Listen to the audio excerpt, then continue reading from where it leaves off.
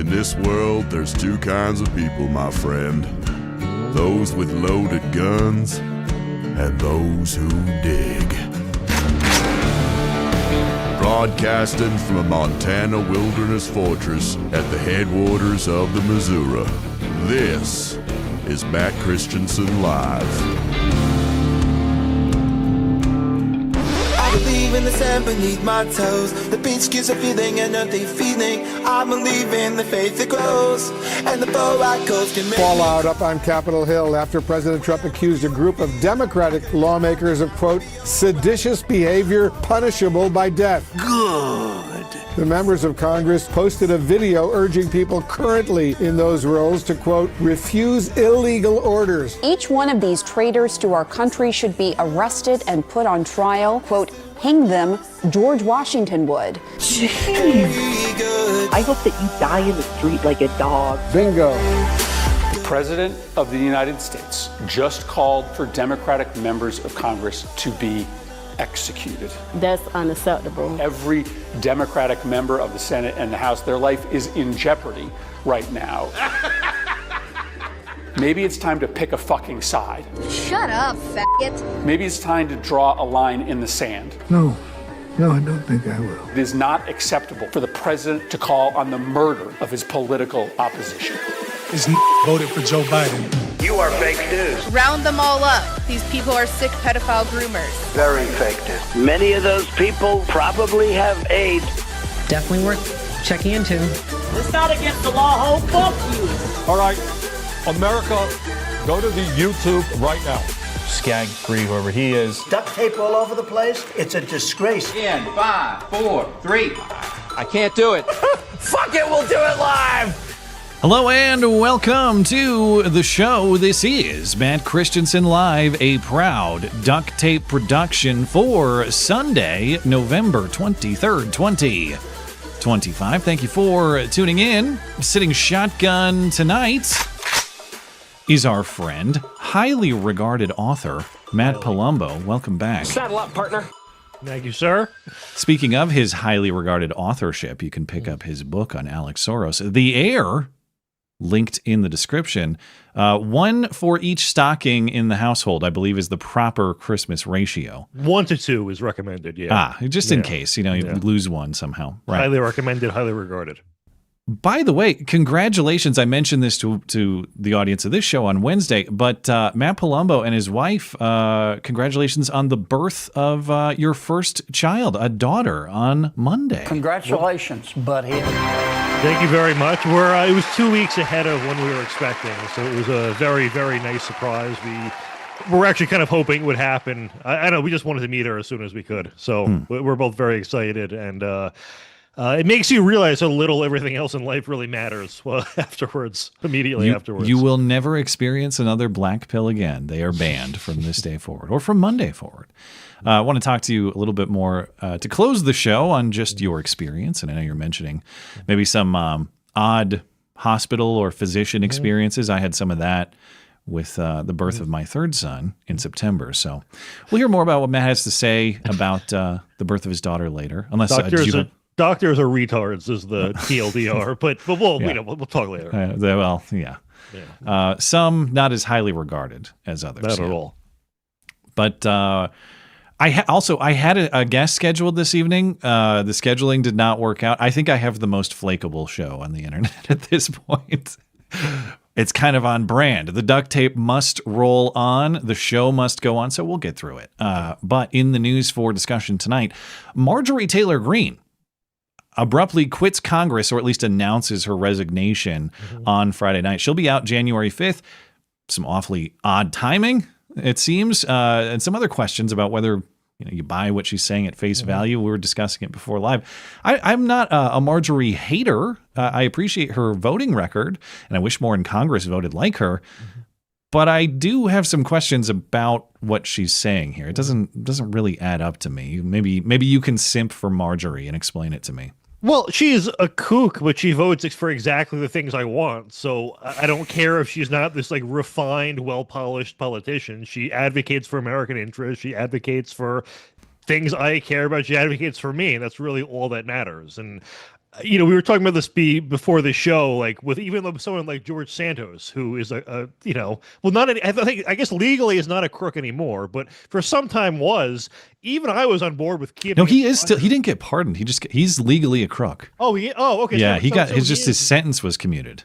Okay, I thought it was the other. So even someone like him who's a crook, I was in favor of keeping in Congress for as long as possible. Insofar as if they vote for the right thing, who does it matter who it's from? And I don't think it's great that that's where our politics are, but that is the left standard, and that we couldn't censure Ilhan Omar. The left was hysterical over the Epstein files. They tried to make it their issue, and then their own rep, who isn't even a real rep, she doesn't get a vote, Stacey Plaskett, was literally texting with Epstein, coordinating anti-Trump talking points, and they wouldn't even censure her. And they don't care. And Hakeem Jeffries is out there saying, well, and, she didn't break the law. And they'll vote for Jay Jones. So you know what? It's just a game of who has more votes. So fine, I really don't circle the wagons around our kooks. She's a kook, but she's our kook. But she's our kook. Fine, all right. The thing that's annoying about her, I'll end on this. The date she's resigning is one day after her 5th year in office. So there's a lot about the resignation I have questions about, whether I like her as a politician or not. There's been misinformation that she's going to get a full pension because of the date she's resigning on. She's not old enough for that, and she hasn't been in Congress long enough, but it does vest an extra year. So it's just an extra 1%, but it's just, she literally staying on just for that extra 1%. Yeah, you can't convince me that's, you can't convince me that's not strategic, but we'll get more into it in a minute. Democrats insist that Trump is trying to murder them after they call for the military to ignore illegal orders as they characterize them. Trump says, hey, that's sedition and it's punishable by death. And all week, anything I don't like. Like I watched the Vikings game today. Seditious behavior, punishable by death. Everybody on that team needs to face the same firing squad. Joking, Rajamohan, it's a bit, but seditious behavior punishable by death was probably the phrase of the week this week. So we'll get into that a little bit. Trump meets New York City Mayor-elect Zoran Mamdani at the White House. Things are very friendly. And even if I understand why they might be from a strategic or political perspective, Trump is telling me this guy is going to surprise me with his performance. And he means positively. So I don't think so. I have some questions about that meeting, too. Got a lot more later in the show, including some hoax hate. And then we'll get back into Matt's birth story as well. And, of course, we'll check in with your super chat throughout the show. Also, before we get into it, got to say hello to our featured listener-owned business for the evening. That's our friends over at Hero Soap Company. When you try Hero Soap Company, not only are you getting a great-smelling, all-natural, handmade in the USA product, not only are you supporting military and first responder charities with each purchase, not only are you supporting this show, but when you subscribe, Hero Soap will send you soap straight to your door each month, so you never have to remember soap at the store again. Of course, you can get my signature soaps, Timberline and Old West, and Hero has some classics returning for Christmas. Lemongrass is a calming and lemony sweet scent. Spearmint is fresh and cool, just like the chewing gum. And it's not just soap either. Hero offers shampoo and conditioner as well. If you have someone smelly on your Christmas shopping list, or just someone who appreciates the finer things in life, pick up some Hero Soap. Stuff those stockings with Hero Soap this year, right after Matt Palumbo's book. Of course, 10% off all of it using promo code MCListener. Everything at Hero Soap Company, that is. I don't yet have a promotional code for Matt's book, but maybe we can work on it. I don't want to compete with your other sponsors, so I'll say buy them simultaneously. 10% off everything at HeroSoapCompany.com. Promo code MCListener. More information on all of my deals, MattChristiansenMedia.com/deals. Deals by listeners for listeners. All right, quick piece of housekeeping before we get into it as well. There will be no stream this Wednesday, the Wednesday before Thanksgiving. That's the 26th. Of course, have a happy Thanksgiving with your families. There will not be an interruption in the Sunday streams. Obviously, we're on tonight, and I'll be back on next Sunday, which is what, the 30th? Is that the last day in November? I'll be on that night too. Yes. But happy Thanksgiving in the meantime. No stream on Wednesday. Okay, I know there's a lot of big news going on. We'll discuss all of it. But no news on this show is as important as sports announcers almost saying it. And we know what it is. It's the slur you can't say. Nicholas Kerr.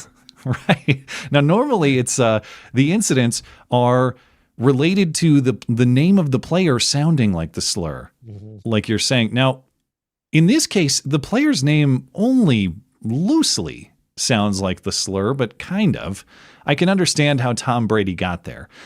But I was alerted to this by listener Jason just before the show, and I had the Eagles-Cowboys game on. I didn't catch it, so I wasn't listening attentively. But of course, Tom Brady does color commentary for Fox for their football games, and he was on the team covering Eagles-Cowboys. And Tom Brady was describing Eagles offensive lineman Landon Dickerson getting run over. Now, that name is funny for reasons independent of the slur.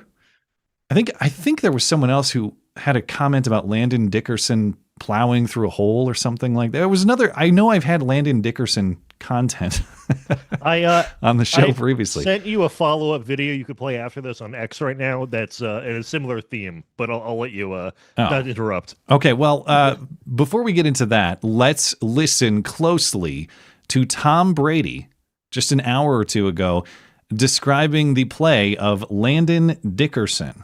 Oh, Diggy Zoo just blasting through Landon Dickerson right there. Ooh, excuse me indeed, Tom, one more time. Oh, Diggy Zoo just blasting through Landon Dickerson right there. The N-word, that's a very nasty word. I heard what you said. The laugh seals it. He knows in the moment. You're right. So Tom Brady lynching win. When are we going to have mob justice on this guy? And emailer Jason actually asked me, will we see a Tom Brady public apology? And I would like to think that one's such a stretch that I think he and Fox are just going to brush that off. Many on X are convinced that he said it though. So is this going to become a real controversy? Well, you could play it. It's N-I-C-K instead of N-I-G-G, I guess. So it's he's wearing knickers. It would be absurd to apologize for, but we've obviously seen some pretty absurd apologies. So keep an eye on Tom Brady. They might murder him tonight, but we'll see how it goes. Hey, speaking of the N-word, oh man, this one was not accidental, very intentional, and it's now going to be a matter for trial. Now, recall the viral case of Shiloh Hendrix, of course, Rochester, Minnesota. I assume you're familiar, Matt, although I don't know if you and I have discussed this case. I had to justify sending $25 to this woman, to my wife once, yeah. So, yeah, we all know. Every proper man has had the same conversation with his... Okay. I had to explain the whole story, and she's like, all right, I guess. Like, I thought, okay, well, that's great. So she wasn't even mad at you. I thought you were having to explain yourself out of spousal anger. Oh, no, she's fully on Queen Shiloh's side, yeah. Okay. Well, Shiloh Hendrix is the N-word mom who was at the park with her son when what I believe was an unaccompanied black boy allegedly stole from her bag. That's her story. Mm-hmm. We don't, as far as I know, we've never seen video. We've never seen video of the theft, but that's her version of the story. And then, she said it in response, at which point an unrelated Somali man with a record of sex crime against minors who just happened to be hanging out the park for some reason, we don't necessarily know, he decided to intervene and defend the honor of this child. Why don't you have the boss to say it right now again? Fuck you, nigger. And then the video recorded by the Somali man went viral because, of course, he wanted to make an example of this woman. But she launched a Give, Send, Go. And apparently everybody, including Matt Palumbo, contributed because she raised something like $750,000 for her legal, what has now become her legal defense, and the costs associated with the mob coming after her. This happened back in April. Shortly thereafter, Shiloh Hendrix released a video on social media saying, I don't want social media celebrity, but I am going to leave Rochester. I'm going to leave Minnesota. We're going to build a new life.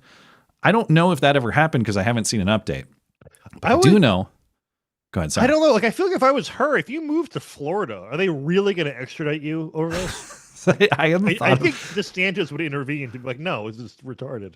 I hadn't thought about an extradition fight over her. That's one ask, because this is going to be legally interesting, sincerely. But the prosecutor filed disorderly conduct charges against Shiloh, 3 of them. I don't know if it's 1 per N or how they arrived at 3.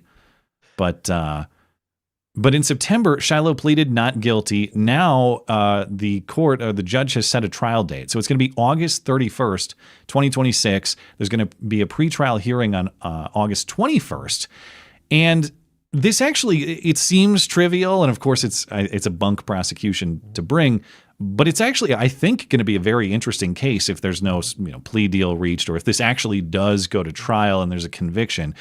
Because the crime is pure speech. Shiloh did not do anything physical at all. Now, sometimes speech can be criminal in the form of harassment or not leaving a person alone and being aggressive in that way.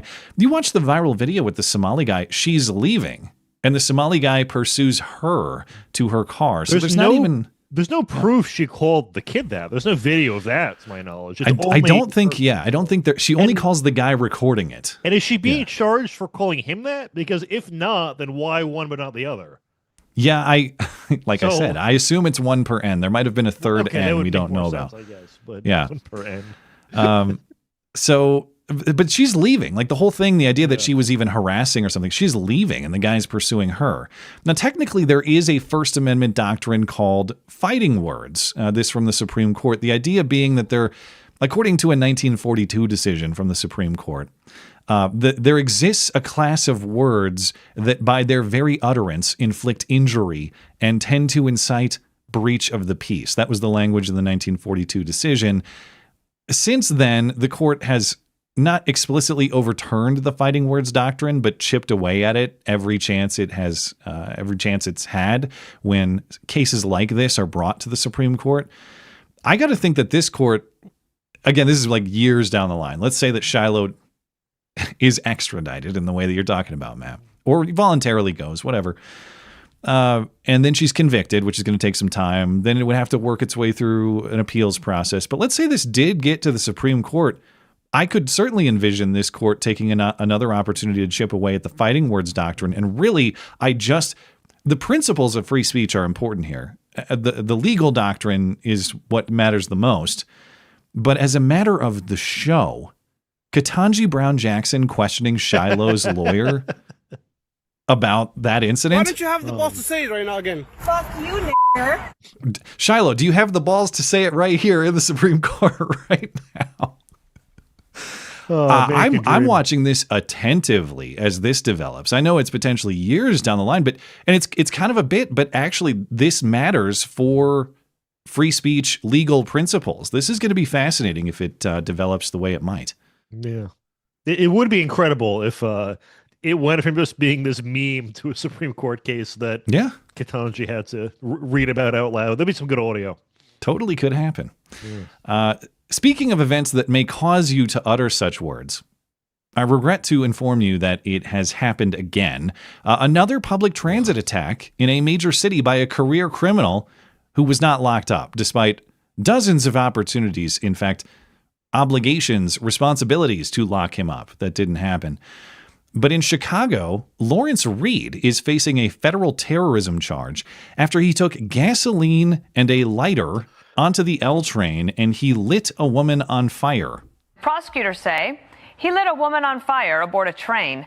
Meanwhile, there are growing questions about why he was back out on the streets despite a rap sheet reportedly going back to the early 90s. On Monday, he was out walking the streets despite a pending case for allegedly knocking a woman out, able to ride the L train where a woman was set on fire. The criminal complaint against Reed says he went to a gas station, filled a plastic bottle with gasoline, dumped the gasoline on the woman's head. She ran, but he chased her down with the flaming remnants of the bottle and set her on fire. Mayor Brandon Johnson's message is that violence on public transit is not widespread. This is an isolated incident. I mean, I don't see this as some sort of trend. We've tracked down more than 4 dozen arrests of Lawrence Reed since 1993. 9 of them were for felonies, yet he has served just over 2 years behind bars. Most recently, he was charged with aggravated assault for knocking out a social worker. The state's attorney requested pretrial detention, but Judge Teresa Molina-Gonzalez denied him the request and put him on electronic monitoring. At that detention hearing, Judge Molina-Gonzalez said, I can't put everyone behind bars or keep everyone in jail just because the state's attorney has asked me to. Well, sure, you can't but well, maybe you can. But even if you can't put everyone behind bars, Maybe the guy who was arrested 72 times over the last 30 years in Chicago, not even other jurisdictions, including 15 times since 2016. And again, per the report, has a pending case involving punching a social worker at a hospital. Maybe that guy you could theoretically put behind bars since he can't stop committing crimes. He had another arson attack on a government building recently. So it's not all petty stuff, even though, if you're arrested 72 times for petty stuff, that matters too. You know it's bad when we can have like a 30 strikes policy and it would still cut down crime double digits. Probably. Yeah. But I know you love the argument, Matt. Hey, it's rare. Most people who ride the train aren't even lit on fire at all. It's rare. Don't worry about it. Oh, God. They'll have hundreds to thousands of those types of cases. I mean, not as drastic as someone getting lit on fire, but muggings, burglaries, assaults, things that just should not be happening in a developed country.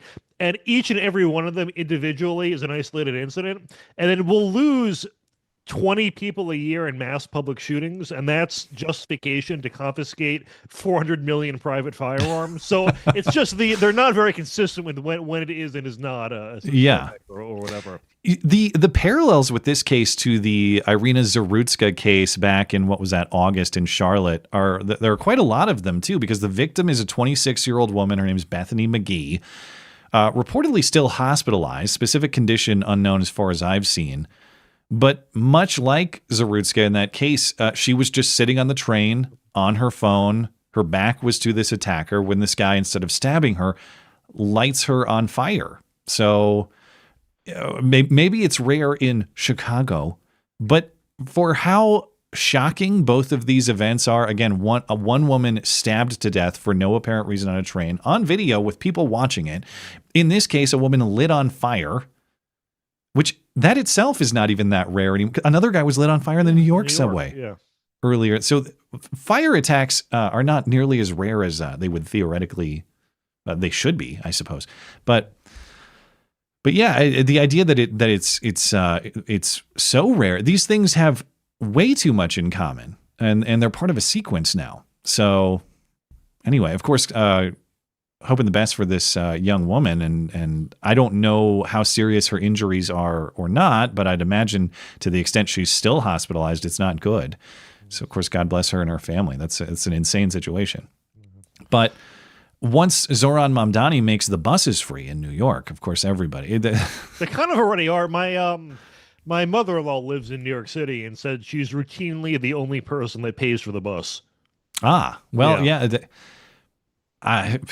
don't know, even if they were free and they were legally free, they are going to become playgrounds for the sort of drug-addicted hobo who would light you on fire or stab you. The cost may not be dollars, but it's neck slashings and burnt, your whole body burned, Well, that's what people miss, too, with enforcing like fare evasion on the subway. And that, you're missing out a couple bucks. And yes, the cost to jail someone over fare evasion is going to exceed that couple dollars of evasion.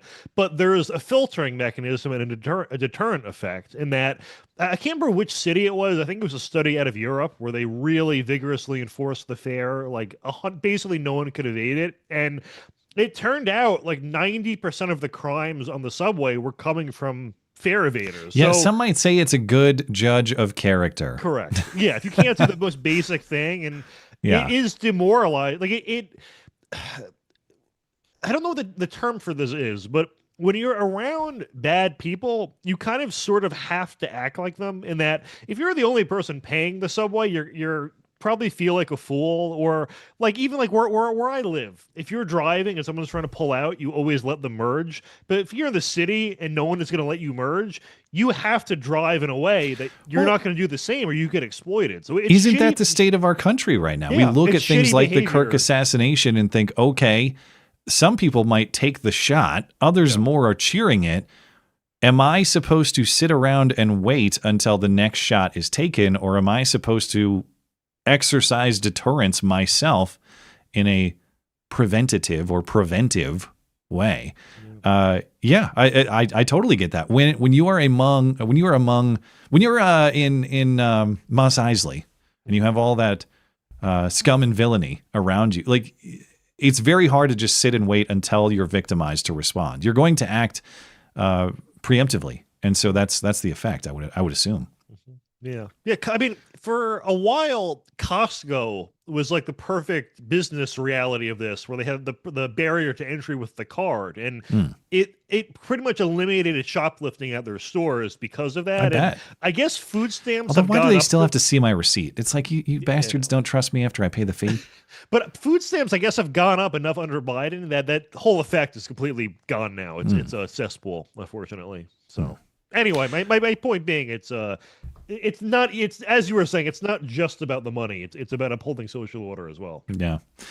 One more thing I want to get into before we actually, I have a couple more things here. God, I got so much to talk about. But we'll get to Marjorie Taylor-Greene in a moment. You mentioned Stacey Plaskett and the ongoing Epstein files saga. I did want to return to that briefly because on my Wednesday stream, I was talking about Jasmine Crockett and her stunt. So they try to censure Stacey Plaskett. That vote, the vote fails. She's not taken off the Intel committee. She's not censured. Now, this woman, as you mentioned, is the delegate for the Virgin Islands, which is where Epstein Island was. Not only was she texting Jeffrey Epstein for strategy and advice during the questioning of Michael Cohen in 2019, which we now know, and it's synced up with the video. She also solicited campaign donations for herself and the Democrat Congressional Campaign Committee. In fact, she got them to she got Epstein personally to max out for the DCCC, and then they rejected the donation. So this is a woman who's been closely involved with Jeffrey Epstein for a long time, suddenly acting like her behavior is not abnormal in any way. Part of her defense was Jasmine Crockett, the congresswoman for Waffle House, taking to the House floor and saying, you guys better be careful about your criticism of her campaign donations from Jeffrey Epstein, because I looked it up on the FEC, the Federal Election Commission. Look at all these names that have received donations, political donations from Jeffrey Epstein, including among them Lee Zeldin. And it came out that Lee Zeldin, the Jeffrey Epstein who donated to Lee Zeldin, is a very unfortunately named doctor in New York, totally unrelated to the Jeffrey Epstein at the famous island. And that's a very embarrassing moment for Jasmine Crockett, assuming she was actually a person capable of shame. She was pressed about that on CNN, and she's saying, no, Lee Zeldin proved my point because he admitted that a Jeffrey Epstein voted for him. I never meant that Jeffrey Epstein specifically. You talked about Republicans taking money from a Jeffrey Epstein. Here's what you said. Who also took money from somebody named Jeffrey Epstein, as I had my team dig in very quickly. Mitt Romney, the NRCC, Lee Zeldin. You mentioned Lee Zeldin there. He's now a cabinet secretary. He responded and said it was actually Dr. Jeffrey Epstein, who's a doctor, doesn't have any relation to the convicted sex trafficker. Do you want to correct the record on the people? I never said that it was that Jeffrey Epstein. Just so that people understand, when you make a donation, your picture is not there.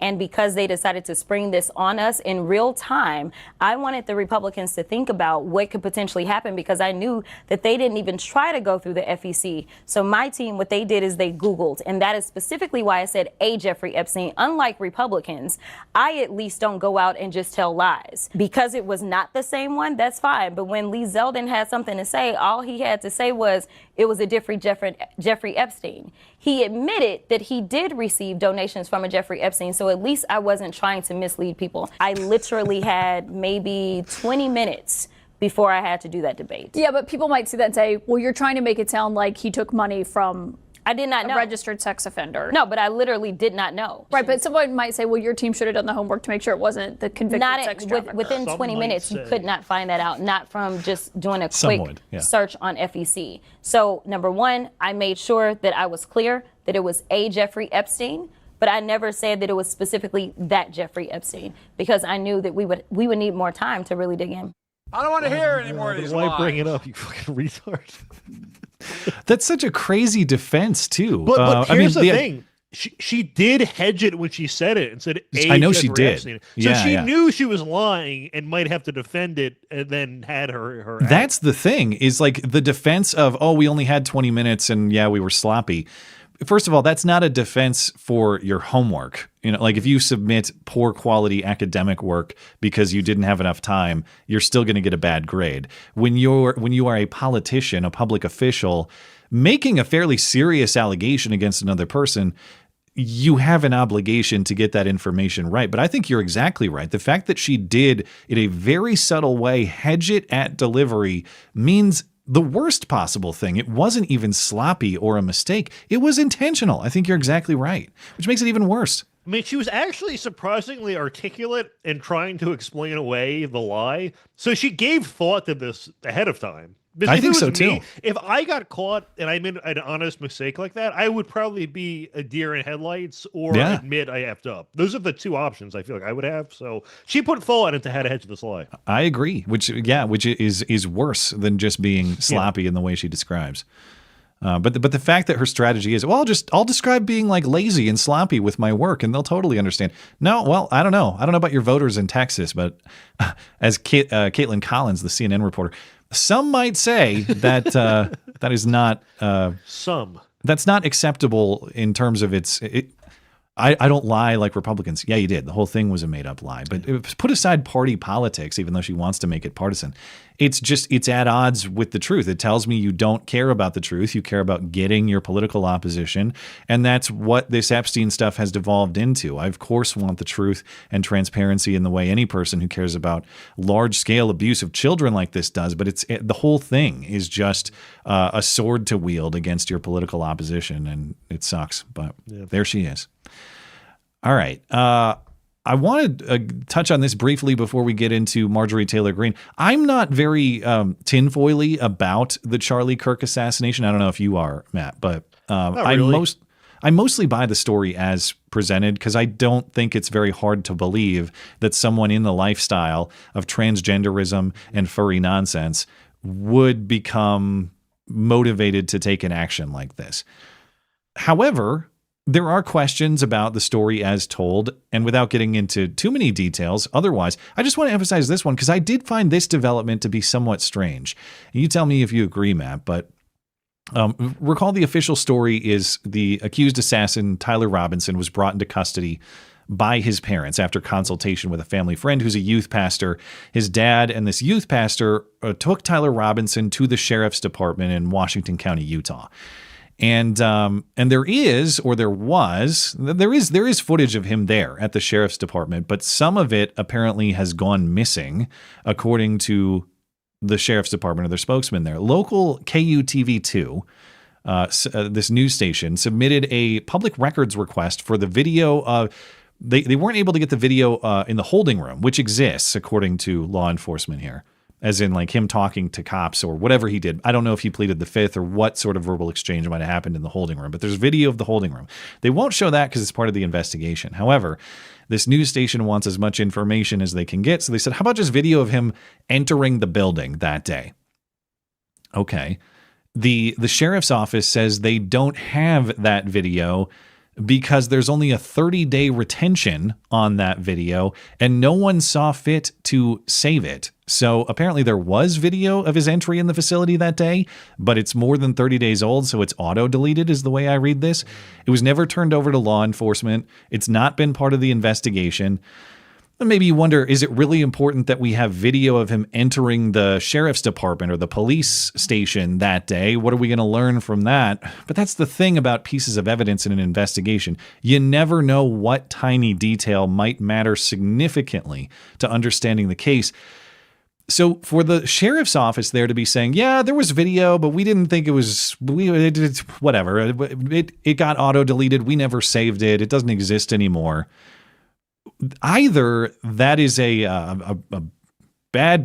mistaken oversight that's hard to understand or certainly hard to justify or defend, or they're just straight up lying and they're not acknowledging that the video does in fact exist. But what do you think? Do you think I'm overreacting here? Does this maybe not matter that much? I just find it bizarre that they'd be saying, yeah, there was video of this guy that we had, but we lost it. Whatever. Doesn't matter. I guess the innocent explanation is just like general incompetence because, yeah, I mean, it is hard to speculate what are they hiding here because, I mean, literally we don't know what else it showed. So we don't, I don't know. We're commenting on an unknown, but it is. I know also there were texts showing that security at the college was aware that the roof where the sniper was a weak spot as well. So again, I mean, that it could just be general incompetence. It's hard for me to be conspiratorial with this one just for the reasons you gave, and that it's the transgender people are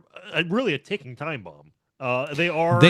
Some would say they've killed many lately, although I'm assured that there is no statistical relationship. But whenever you see their activism for, protect trans people, there's always like a gun or a knife underneath the slogan. Like, these are violent people. They literally want to murder everyone who crosses them, and half of them murder themselves. So, like, the fact that they would do it to other people really isn't that crazy. So I don't know. I don't know what the conspiracy would be. Who necessarily would be in on it? Because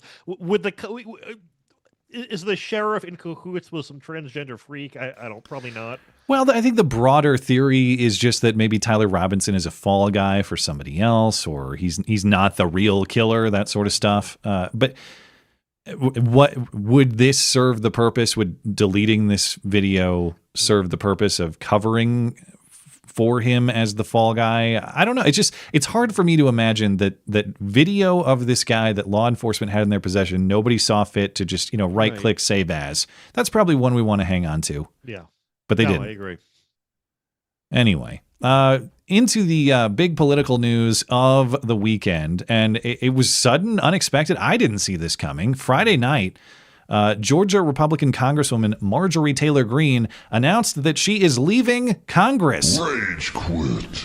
So, as is tradition, we will remember Marjorie Taylor-Greene. Not only do we have the D.C. jail, which is the D.C. gulag, but now we have Nancy Pelosi's gazpacho police. What about Jewish space lasers? Tell us about Jewish space lasers. No, why don't you go talk about Jewish space lasers? And really, why don't you f*** off? How about that? Thanks. Thank you very much. Do you know what we're here for? I think your fake eyelashes are messing up. No, what you're ain't reading. nothing. Hold on. Listen. Oh, girl, baby girl. Oh, really? Don't even play, baby. Somebody's bleach blonde, bad built butch body. What now? Glad to have the Jasmine Crockett cameo in there. I'm so glad we have women in Congress. It's great. Made for a good show.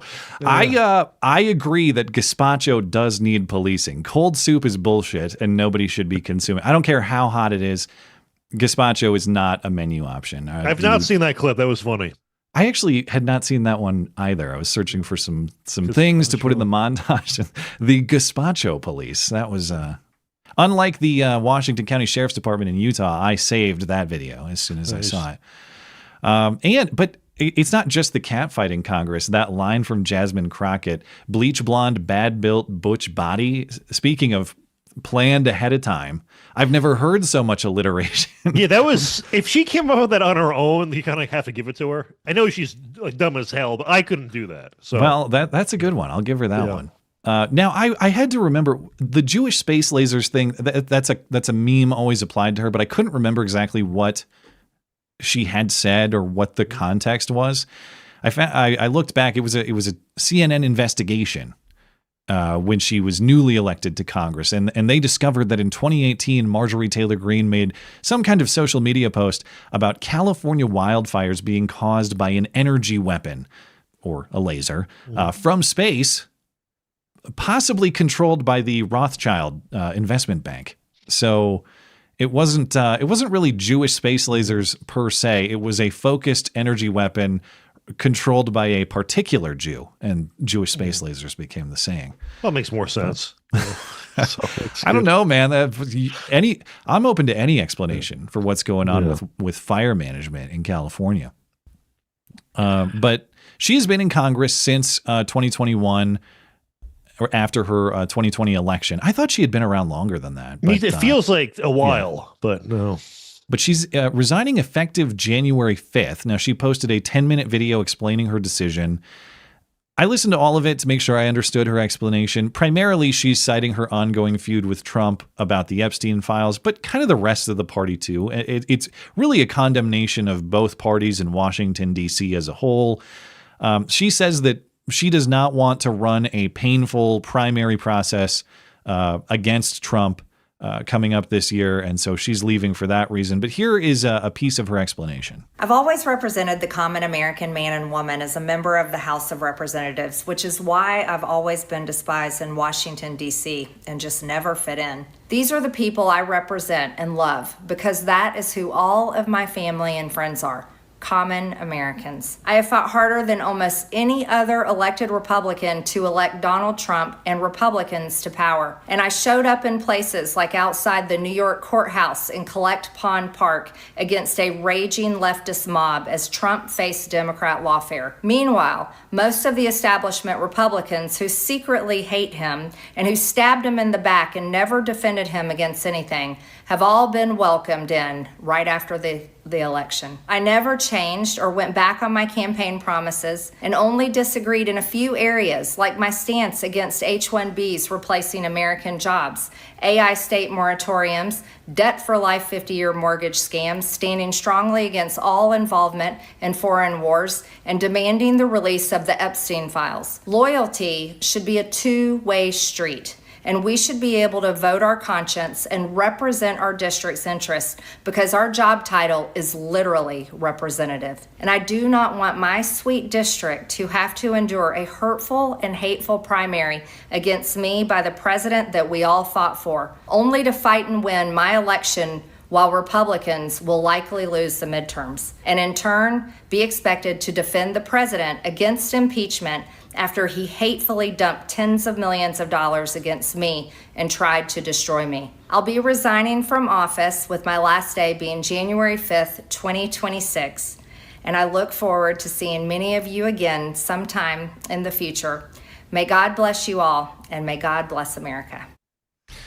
Okay, so a lot of what I have to say from here on out will sound probably Marjorie critical, but I want to emphasize what we're talking about at the top of the show. In terms of her voting record, I actually like Marjorie Taylor-Greene. I would love to have more Marjorie Taylor-Greenes, maybe without the catfighting, but just the vote record. If we could do that'd be great. So it's not like it's not even a political thing or a personal thing. I just don't buy a lot of this explanation. You can tell me if you think I'm wrong, Matt, but it just came out of nowhere, it seems like the whole Epstein thing. Listen, it is a tremendous disappointment, and they are definitely hiding something.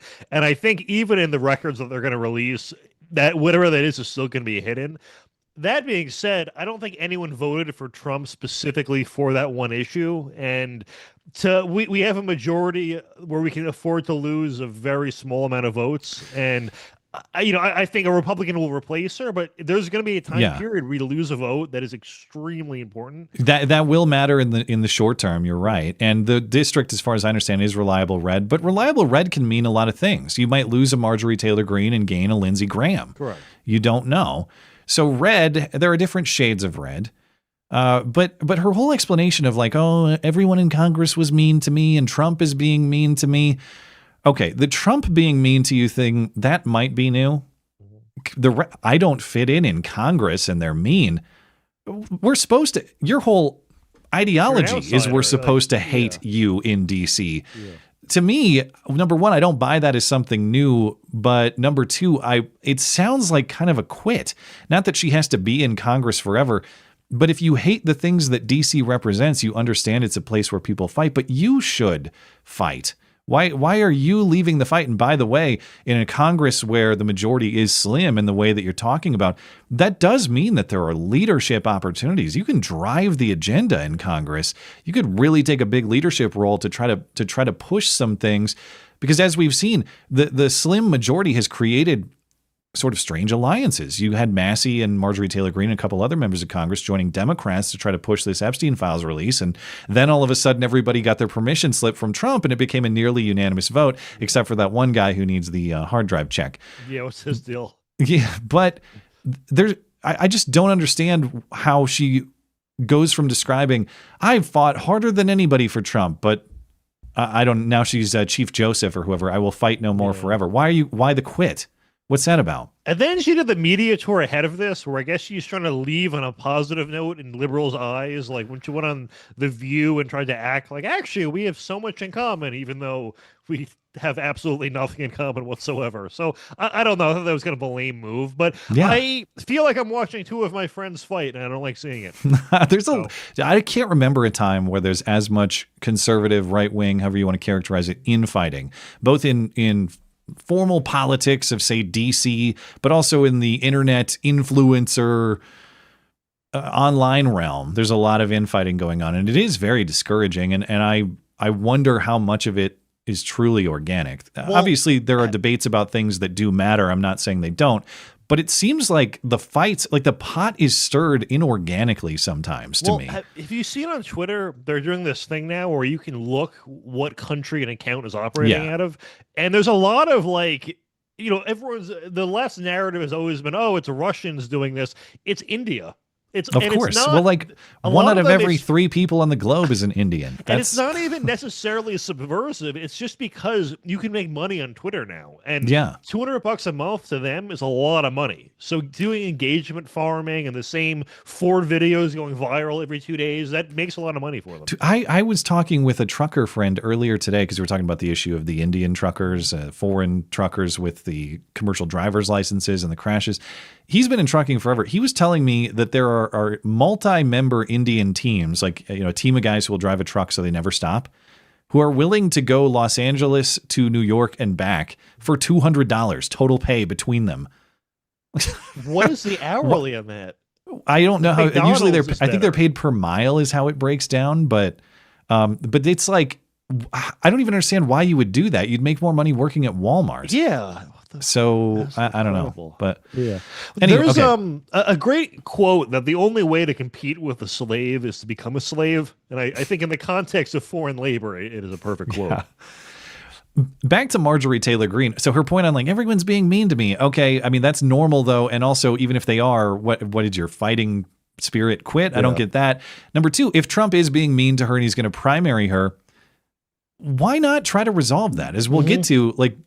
Trump is being chummy with Mamdani right now. I just have a hard time believing you don't even have to bend the knee and grovel, but I have a hard time believing that a good faith effort toward resolution with her, Trump would not be receptive to. I don't understand. He changed his mind a lot. Like we were going to invade Iceland or Greenland for like a week, and that just dropped out of nowhere. Yeah. Canada was going to be a state. So remember, Lion Ted became Beautiful Ted. She could become, instead of Marjorie Taylor-Greene, Marjorie.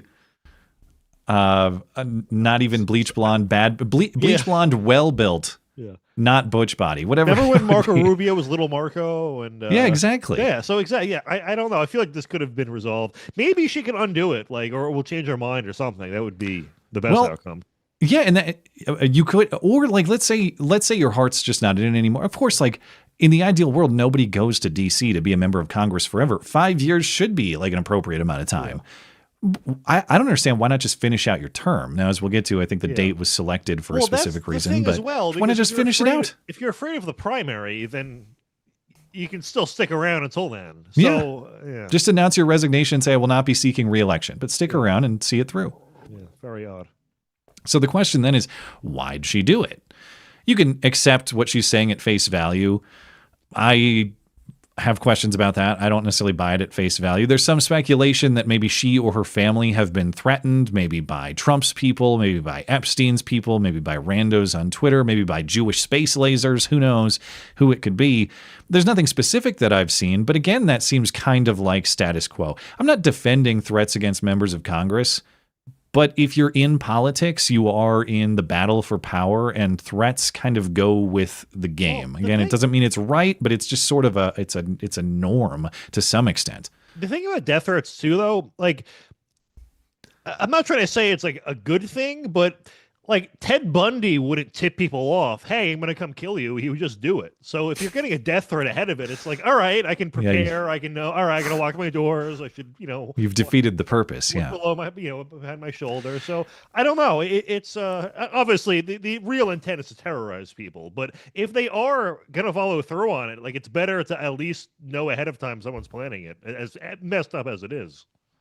Now your mic's getting quiet on me. Why is that? What? I'm going to bump you a little bit. Is Or okay? just it might be auto adjusting. Maybe. I'll bump you a little bit. I'll let it know. But yeah, Cool, it should be good. She's also maybe running for Senate is the speculation. John Ossoff is up for re-election, Democrat incumbent senator in Georgia. Maybe she wants to run for Senate, which I could believe, but I don't know why wouldn't you just say that? Why don't you just, I'm going to step aside from Congress and focus on turning Georgia's Senate seat red. Okay, that makes sense. But why wouldn't you just say that? Yeah. I think she would have a very difficult time winning statewide. I don't think she would, unfortunately. Yeah. But I could see her trying. Yeah. I just don't get states. And like, you can have a place like Georgia where it'll be reliably red presidential. Senate is a toss-up. You have states like Vermont, which will elect Republican governors and then never a Republican in any other capacity whatsoever. I don't know. I have no Montana theory has of weird mine. swings like that too. I have no theory of I mean, I think a lot of people vote for the person, as they say, even though the principles behind the person might be wildly different in a way that makes the vote hard to defend. But charisma goes a long way. Is probably the only way I could explain that. That if you have one candidate who's basically a dead fish and the other who has some star power, a lot of people will cross party lines, I think, for that reason. I don't know how much star power like a Vermont Republican has, but maybe. Well, the thing is, they're basically Democrats anyway, so. Yeah, could be that. Speculation, maybe she's running for president. No. And again, I'll watch the show of like J.D. Vance versus Marjorie Taylor-Greene debate, but I don't think I could believe that maybe she would try. I just don't think she'd be successful. And again, if that was your intent, I don't see why you would hide it in the way that she's hiding it. You mentioned she's doing kind of the apology tour, and I know she has. Apology tour maybe a little bit exaggerated, at least as far as I've seen. She's talking about how she regrets the state of our politics, the division in our country, and maybe to some extent the degree to which she thinks she's contributed to that. But there's something of a She really hasn't, though. Like, well, I don't know. Just taking part in it, like, yeah. I don't know how sincere that is, or if she is trying to do some sort of makeup gesture and get a job. Speculation. Maybe she's been on CNN and The View recently. Maybe she wants to be the pet Republican on one of these shows. Something like that. Yeah. The one thing that you mentioned that is notable is the timing of her resignation and how it relates to her pension, her retirement package from Congress. So as of January 3rd, she will have served 5 years in Congress. At 5 years, as you were describing, members become eligible for, as far as I understand, a lifetime pension, though you're telling me there are some kind of, there are restrictions on that. She'll only get 5% of the maximum. So it's going to be like a little under 10 grand a year, but she gets healthcare benefits for life that are like the best you could possibly get. So that's the real thing you're getting. Why are there retirement packages for life for members of Congress? Period? I don't know, man. That's a separate question. If the idea is this is public service and not some personal benefit on the taxpayer dime, but yeah, I have a hard time believing that is not a consideration here. Well, it's literally the next day. Like, how could it not be? Yeah. So I'm assuming that's part of the consideration. Also worth noting, and this I was sort of surprised by, this is knowledge that I didn't have previously, but have you seen how much her wealth has exploded while she's been in Congress? I guess everybody's doing it. No, I'm trying to read that. So when she entered Congress in 2021, she was worth about $700,000. Oh. And now it's exploded to $25 million. Jesus. But now, to be fair, those financial disclosures have very wide ranges, so it might be like 10 million to 25, but either way, in 5 years, that's an insane increase. Supposedly, the explanation for that gigantic increase is her majority ownership in the family's construction business back home, Tyler Commercial Inc., which I'm sure is part of it. However, she is also reportedly one of the most active stock traders there you go. In Congress. So Trump maybe wants to call her Marjorie Taylor-Greene, not just Marjorie Taylor-Greene. Got him. We'll see if he goes with that one in a Truth Social post. I stole that one, by the way. That's circulating X. I can't claim that as an original, but I thought it was clever. One thing about her resignation letter, the video is just her reading this multi-page statement, this multi-page letter that she wrote. And I do think there's one piece of it that is well worth noting. And in a segment that has been a lot of Marjorie skepticism or criticism, I think there's one line in there that is worthy of discussion particularly. And it was highlighted by our friend Justin over at Phoenix Ammunition. The statement reads, quote, "There is no plan to save the world or insane 4D chess game being played." And I think that is an important piece of wisdom and truth there. I don't present that to sell black pills, and I don't think Justin does either.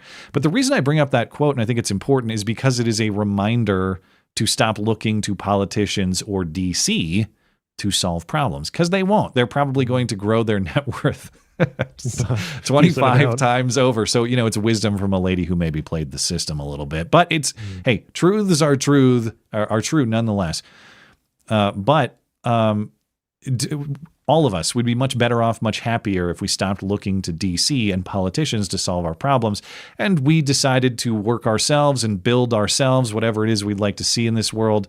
Don't waste time waiting for them. Now, I know it's a lot more easily said than done when these people want to tax your business out of existence and throw obstacles in front of you every single opportunity they get. So it's not as simple as just ignore these people and live your life otherwise. They necessarily overlap insofar as they want to control you at all times.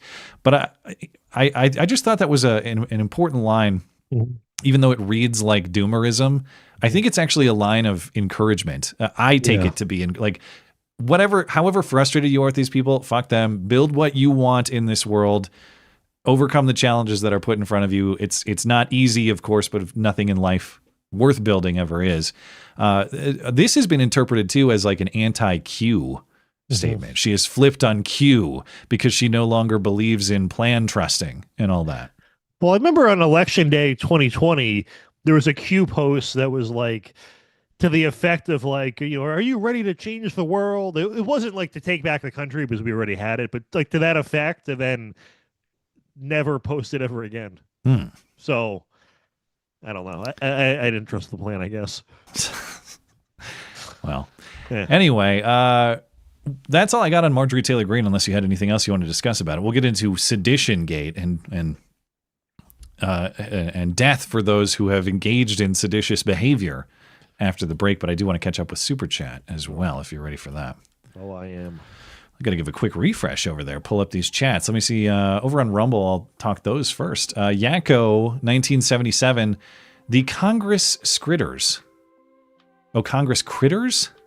That's a new one. More accurate. Yeah. Congress Critters, who want service members to disobey lawful orders, are the same ones who advocated that service members be kicked out for not wanting the experimental Wu flu shot. Make it make sense. Bingo. Yeah. Well, this is a very interesting thing to talk about, too. I can't wait to get into Alyssa Slotkin, the senator from Michigan, is one of the people leading this, and she was pressed this morning on ABC. So have you seen any illegal orders? And she can't name one. And then she brought up A Few Good Men. It's like a movie I saw once. And also, the members of the armed forces, it's up to them to determine what's a lawful order or not. Well, that's the thing. You have infrastructure, you have offices, you have things set up within the military to evaluate legal compliance. You also have Congress itself for oversight. So it's like, lady, if you think these are illegal, guess who can control military deployment if they choose to? You in Congress. So we know the president is commander-in-chief in terms of day-to-day operation or specific mission tactics or deployment decisions, those sorts of things. But in terms of declaring war and the overarching power to do that, that's you guys. You guys already have a lot of oversight power in that regard. Why? Without the specifics, it does appear to be what Trump is criticizing. Just generically, don't do stuff that you're ordered to do. Just, fuck shit up. Who cares? It's one of those things that only works if everyone else agrees to not do it. Like if you're the one guy who doesn't, you're fucked. So, I thought it was an illegal order. Yeah, oops, my bad. Just kidding. Oh no, Newbie of Death is here, and he's going to make me press the button. If you read this... You are gay, LMAO. I keep the button just for you, newbie. Actually, I keep the button because it's a great button. Thank you for your support for the show. Your friendly neighborhood fed. Glad to tune into the Matt and Matt show. Had to fly this week. Made sure to check the cockpit beforehand to ensure the pilots weren't of the Jumanji Brown Jackson variety. Lucky for me, they were not. You know, speaking of Charlie Kirk, wasn't that one of the things he got in trouble for? Didn't he have some commentary about diversity in the cockpit? Yeah, and his point was like that's the fault of affirmative action, and that if you have lower standards, of course, people are going to question what people. Have you seen the black people's version of reality there, by the way? Like, they'll be. So I saw this picture. It was like a guy with dreads, and he was a pilot, and everyone was like, obviously, he's a DEI hire. The black version is, well, we're a racist society, so think about how competent you have to be to look like that and get hired. That's their spin on it. Of course, there are no beneficial selection benefits for minority candidates. So the more at ghetto all. you look, the more qualified you are, in fact, because it means you had to go through all the extra hurdles. That is some real Crockett reasoning right there. That's an argument. But anytime on Black Twitter, it gets like 200,000 likes, and they actually believe this shit. It's incredible. Yeah, of course. Yeah. Injured Guardian, USA must retire the gate suffix post haste. Yeah, I indulged in it, of course. It's a little lame now, but well, tonight's title was Death-for-Sedition-Gate. I just didn't know what to call the controversy in a way that was in as few characters as possible. So it would be. I shouldn't say lame. It's a little overused, but whatever. I thought it was as clever as a Jasmine Crockett behavior defense. In this case, it's justified, but okay, thank you. In large. All right. Yeah. We'll allow it for my deployment. Thank you, Injured Guardian. Sorry for my. I'm sorry to use gate. I'll try to be more thoughtful about that in the future. Daniel Jagger. I know it's Jagger. God, but it's like Elbot. Why do I always mispronouncing? MTG setting herself up for a Georgia governor's run. Oh, actually, I didn't even know that the governor I didn't think was. that either. Okay, yeah. I didn't know the governor was available. Of course, you have Kemp, but what is Kemp termed out now? Is that the deal? So. Yeah. Maybe it's that. Again, I could see her running for office, but why not?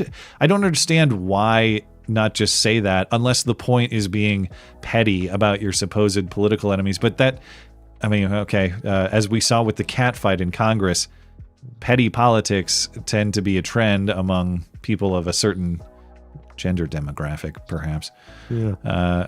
Did you see too? I got a push notification like the day after she resigned, and it was like Donald Trump not responding to Marjorie Taylor Greene's quote many phone calls. He gave some statement about her resigning that said it was good for the country or something like that. Yeah. Again, the jury's out on that. Like her voting record, keep that around. I have a hard time imagining someone it will be replaced with someone of a better voting record. So good for the country.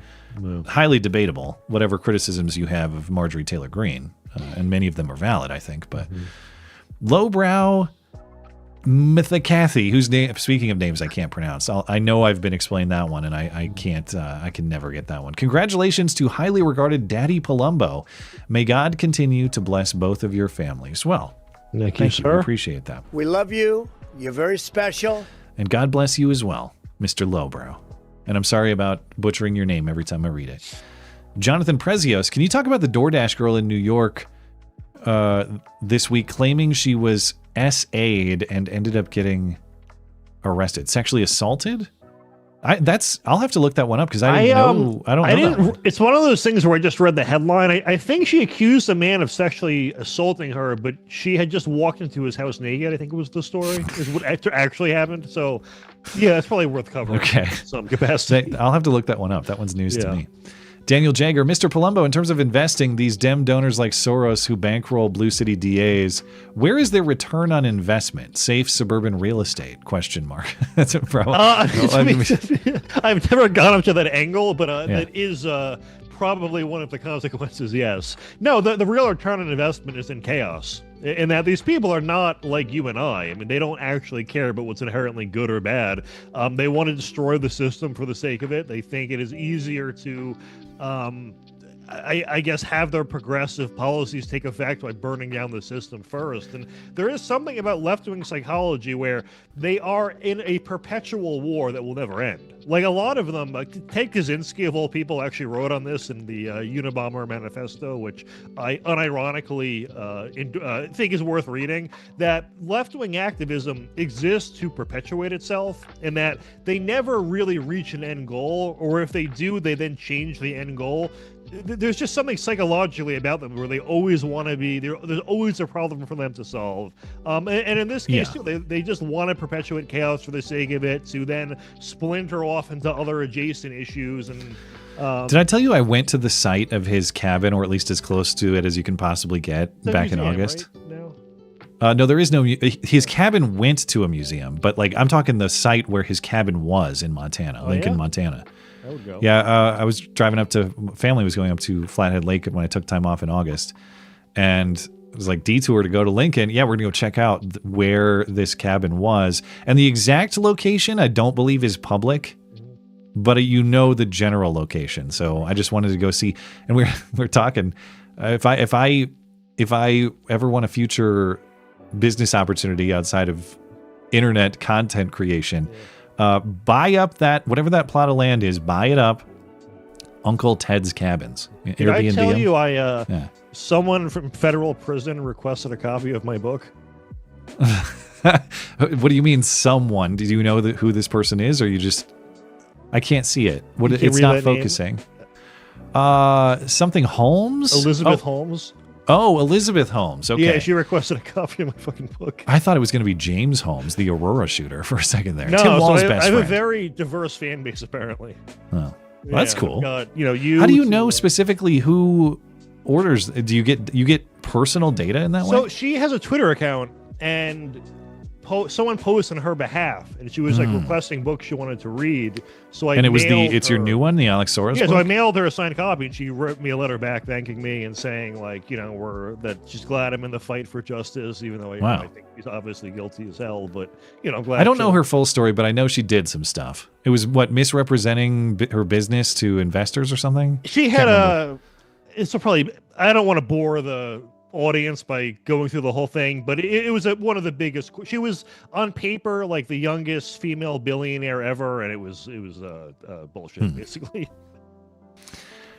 Anyway, thank you, Daniel Jagger. And yeah, I know Daniel knows, but back to his question, I would assume it's not an investment in looking for a return in money, obviously, or anything that has like financial value. It's the return is, like you're saying, it's it's political in nature. Jofis Oglethorpe, there's a name. Hope all is well. All is well here. Hope all is well with you. Thanks for supporting the show. Foo cough, like Marjorie Taylor-Greene says when you ask her about Jewish space lasers. Foo cough. In Chicago, we just had the loop puncher in September and October who was punching random women. He was also a repeat offender, arrested 39 times before. Yeah. I don't even know that guy, but Remember with Ahmed Arbery when they said he was just going for a jog, and then it turned out they literally nicknamed him the Jogger because he would steal from places and then run away. Yeah, that story came up I think a little bit on Sunday last week because the McMichaels were appealing their hate crime conviction in federal court. They lost the appeal, so they're gonna they're gonna rot for a bunch of reasons. The guy recording it, getting life, like that was pretty insane. So there are a lot of insane, like the way the law was applied is a little bit complicated as far as I understand. But the one thing I've never people tell me insistently that. And it's not necessarily in defense of Ahmaud Arbery personally. Now, I believe he was stealing. That's one thing that is uncontroversial to me about the story.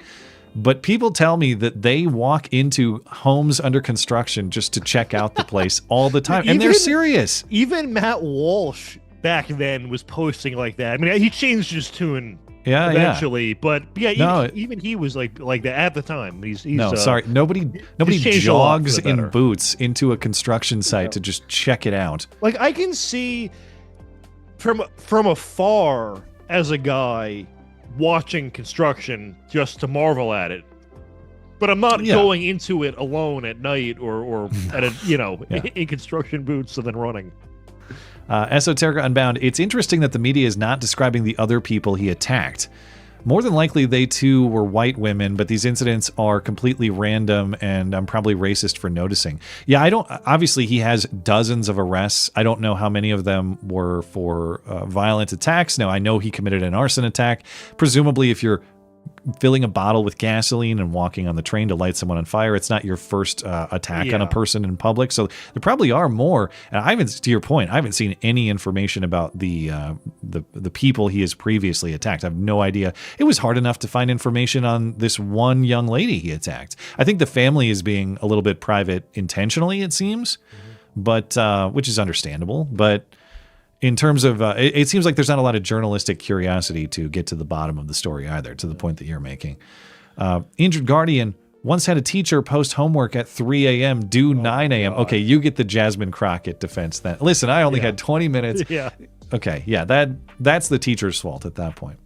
Injured Guardian says, Matt, I've never heard so much alliteration. That means you weren't invited to the 5th Sunday by a local Baptist.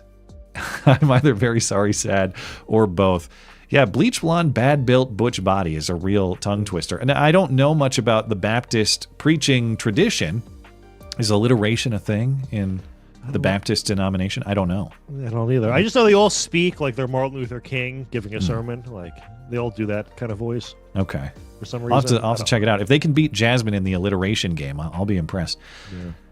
Esoteric Unbound, to paraphrase Monty Python, strange women spouting crazy shit is no basis for a system of government.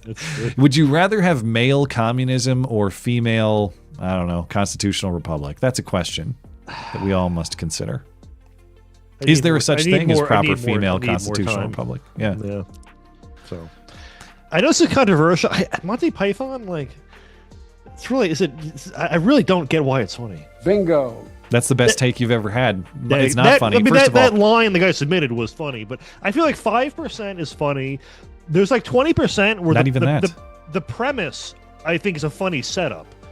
But yeah, like it's British comedy, which is a contradiction in terms. But yeah, through the life of the movie review segment on the former iteration of the show, we did Life of Brian, we did Monty Python. Holy Grail. And the Holy Grail. Yeah, were there other Monty Python movies?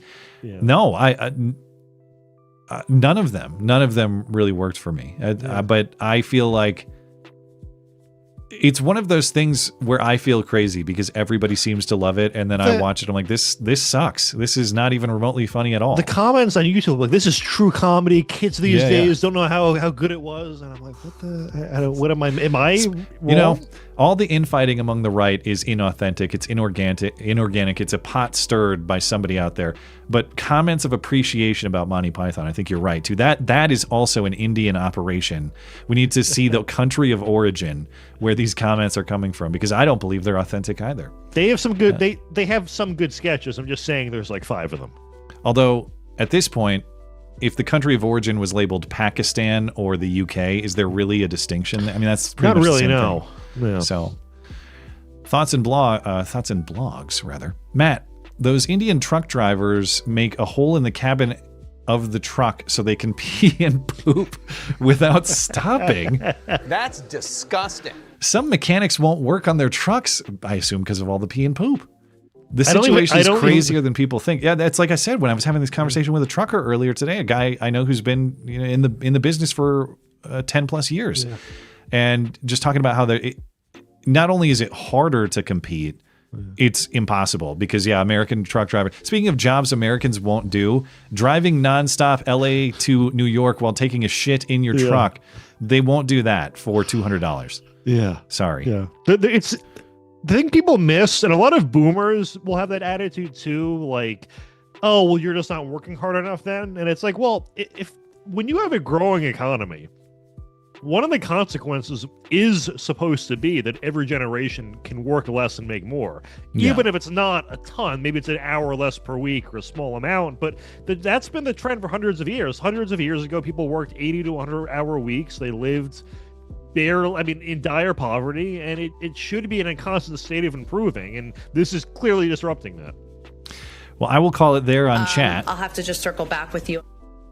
We'll come back to your chats at the end of the show. Appreciate you guys. Thanks for supporting the show, but we got to get back into the news, and I guess I'm not allowed to call it Death-for-Sedition-Gate. We'll call it something else. Democratic members of Congress tell military service members to ignore what they call illegal orders coming from Trump, and Trump calls it seditious behavior, punishable by death. You see why I had to go with Death-for-Sedition-Gate, because that's way too long. It'll never fit in a YouTube title. But as of this hour, I believe that all Democrat members of Congress are safe. According to them, this is a threat even greater than January 6th. They're in their bunkers. They're hiding. People are trying to kill them constantly. This all started with a video posted Tuesday. In it, 6 Democrat members of Congress warn of these generic illegal orders that Trump is hypothetically giving to the military, although as we'll hear from Elissa Slotkin, the senator from Michigan in a moment, it's not hypothetical. I just can't give you any examples. Something like that. But they're telling members of the military, hey, not only can you ignore illegal orders, you must defy illegal orders. So here's some of that video that they posted on Tuesday. We want to speak directly to members of the military and the intelligence community who take risks each day to keep Americans safe.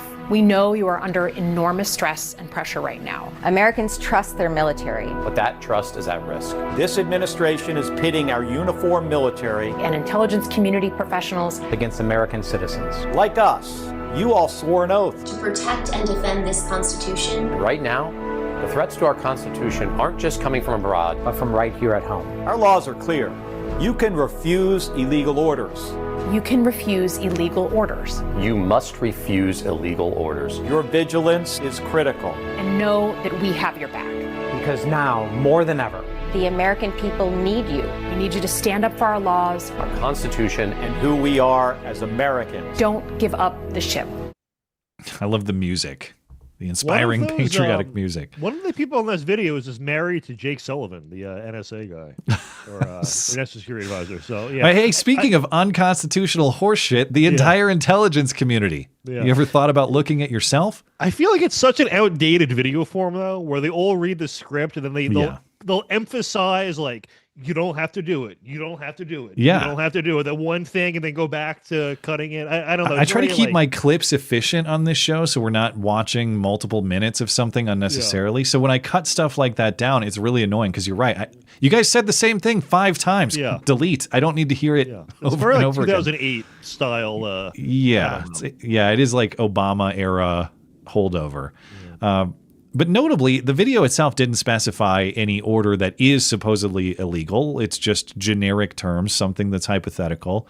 So instead of a debate about a specific move or policy, it has the effect of just undermining the commander-in-chief. It's telling members of the military, hey, if you got like questions about something, just don't do it. And Elissa Slotkin said something to this effect in her interview this morning. Well, we want to make sure that Trump is deeply within the confines of the law. Right. So what you're saying is there's the law that's kind of a bubble that everybody has to stay within. And maybe if Trump is right up on the edge of that bubble, you want to stir the pot or install enough obstacles that he has to stay more constrained than maybe the law or the Constitution prescribes because you want him afraid, I guess, of chaos in the military or some other consequence for pushing the boundaries a little bit too far. But again, he's commander-in-chief. You're not. You're in Congress. You have oversight capacity. If you think that certain policy is illegal or legally questionable, exercise your oversight authority. Don't tell people in the military just, I don't know, if you don't want to do it, don't do it. Let's see what happens. Who knows?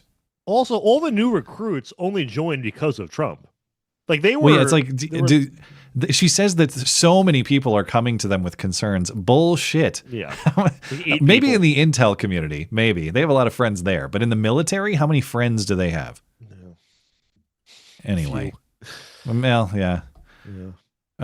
But Trump, of course, responds to this video, and he has several posts about what he views as sedition and the appropriate punishment for sedition. There were a series of them. He said it's seditious behavior at the highest level. Each of them, the people who made this video, should be arrested and put on trial. He added seditious behavior is punishable by death. And he also reposted someone else's Truth Social post about hanging them because George Washington would. Bingo.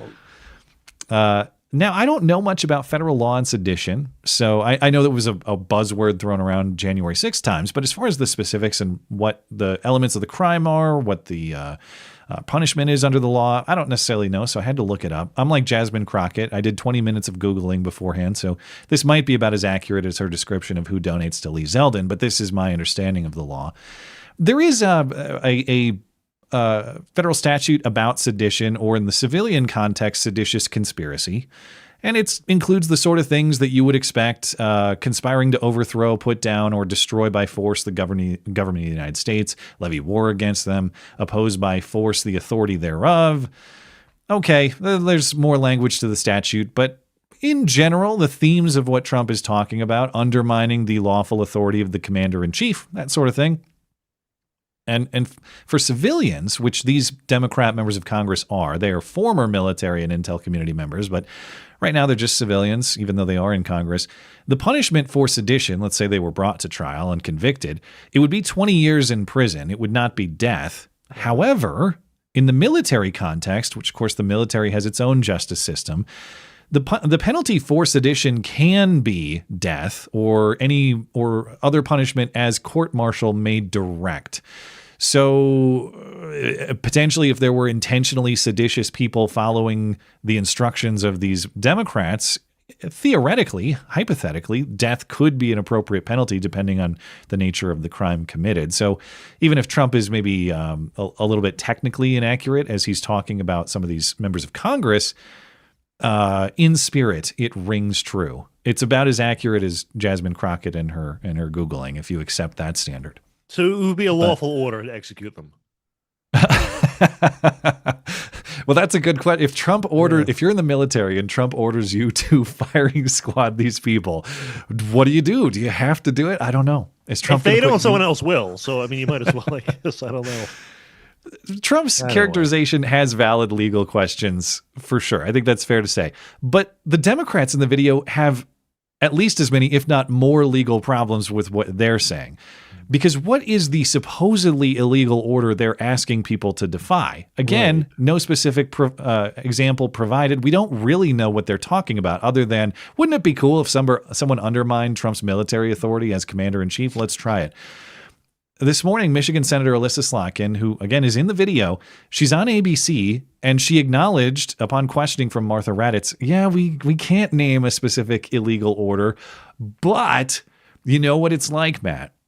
Not only is it like A Few Good Men, great movie, watched it, reviewed it. It's like this. It's like my favorite fictional scenario. So we have that, and it's also just like the go-to. It's just like Hitler and the Nuremberg trials. The reason we put that statement out is because the sheer number of, frankly, young officers who are coming to us and saying, I just am not sure. What do I do? You don't have to take my word for it. We've had report after report of legal officer, JAG officers coming forward and saying, look, I push back on this. I'm not sure that this is legal. It's important to know it's not hypothetical, right? This president in his last administration, asked his Secretary of Defense and his chairman of the Joint Chiefs to, quote, shoot at their legs at unarmed protesters in front of the White House that he wanted moved. Actually, I know you're talking about Mark Esper's book. He didn't exactly say that. He said the president suggested that, but they were never ordered to do that. And he got out of the Oval Office quickly so that he wasn't told to actually do it. Do you believe President Trump has issued any illegal orders? To my knowledge, I am not aware of things that are illegal, but certainly there are some legal gymnastics that are going on with these Caribbean strikes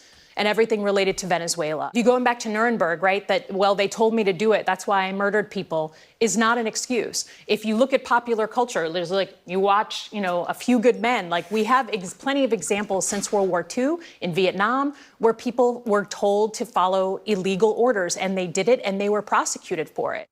It's funny that she brings up popular culture because you know what she's describing there. That's Chris Farley in Billy Madison. Well, sure, it didn't really happen, but you could totally imagine if it did, right? But you can imagine what it'd be like if they did, right? Huh? Yeah. I don't get the Nuremberg tie-in if nothing illegal is happening. So is it the narco strikes or just like the Holocaust now? Like what is the comparison to Nuremberg? Yeah, I mean, the best I could say if I tried to take her position is there are legal questions about the authorization for the strikes on the drug boats and maybe prospective action in Venezuela, which people say Trump. There are reports that Trump is considering direct action on Venezuela. There probably would be some questions about that. But again, Congress has the war-making authority. Why don't you claw back your own power? Yeah. Why don't you do that? What Hitler did was technically legal in Germany. So the whole question over powers argument when you're comparing those two things doesn't make any sense. Anyway, I don't know. It's very, very stupid people. Yeah. And not the defending Hitler, by the way. I'm just saying your analogy is stupid. Just in case this ever gets clipped. We're not defending Hitler. This is not the show I thought it was then. But yeah, if you have a specific legal claim, even if it's an absurd one, at least we can evaluate that. Even if you have a problem with how far Trump took it, which Mike Johnson and some other Republicans have, I wouldn't have said it that way. Okay, you can debate the validity of the response or the appropriateness of the response, but these people are saying, I don't have a specific legal claim. I just want the military to disobey or ignore the commander in chief. You're just stirring the military pot to try to create chaos at that point. And that is, if not sedition under the letter of the law, it's an attempt to undermine the legal structure, the proper chain of command in this country. That's a problem. If you care about the integrity and the rule of law, that's a problem. The commander-in-chief has to mean something. And again, Congress has oversight authority here they can exercise if they wish. They're just being lazy about it. Oh, we don't really want to do our job. Why don't you guys just fuck some shit up? I don't care. Just do whatever, mess up the place. Oh, God. I just wish more people would think about the innocent drug smuggling murderers. Yeah. Well, that's the thing. The war-making powers do matter. And I care about Congress having proper constitutional control of that.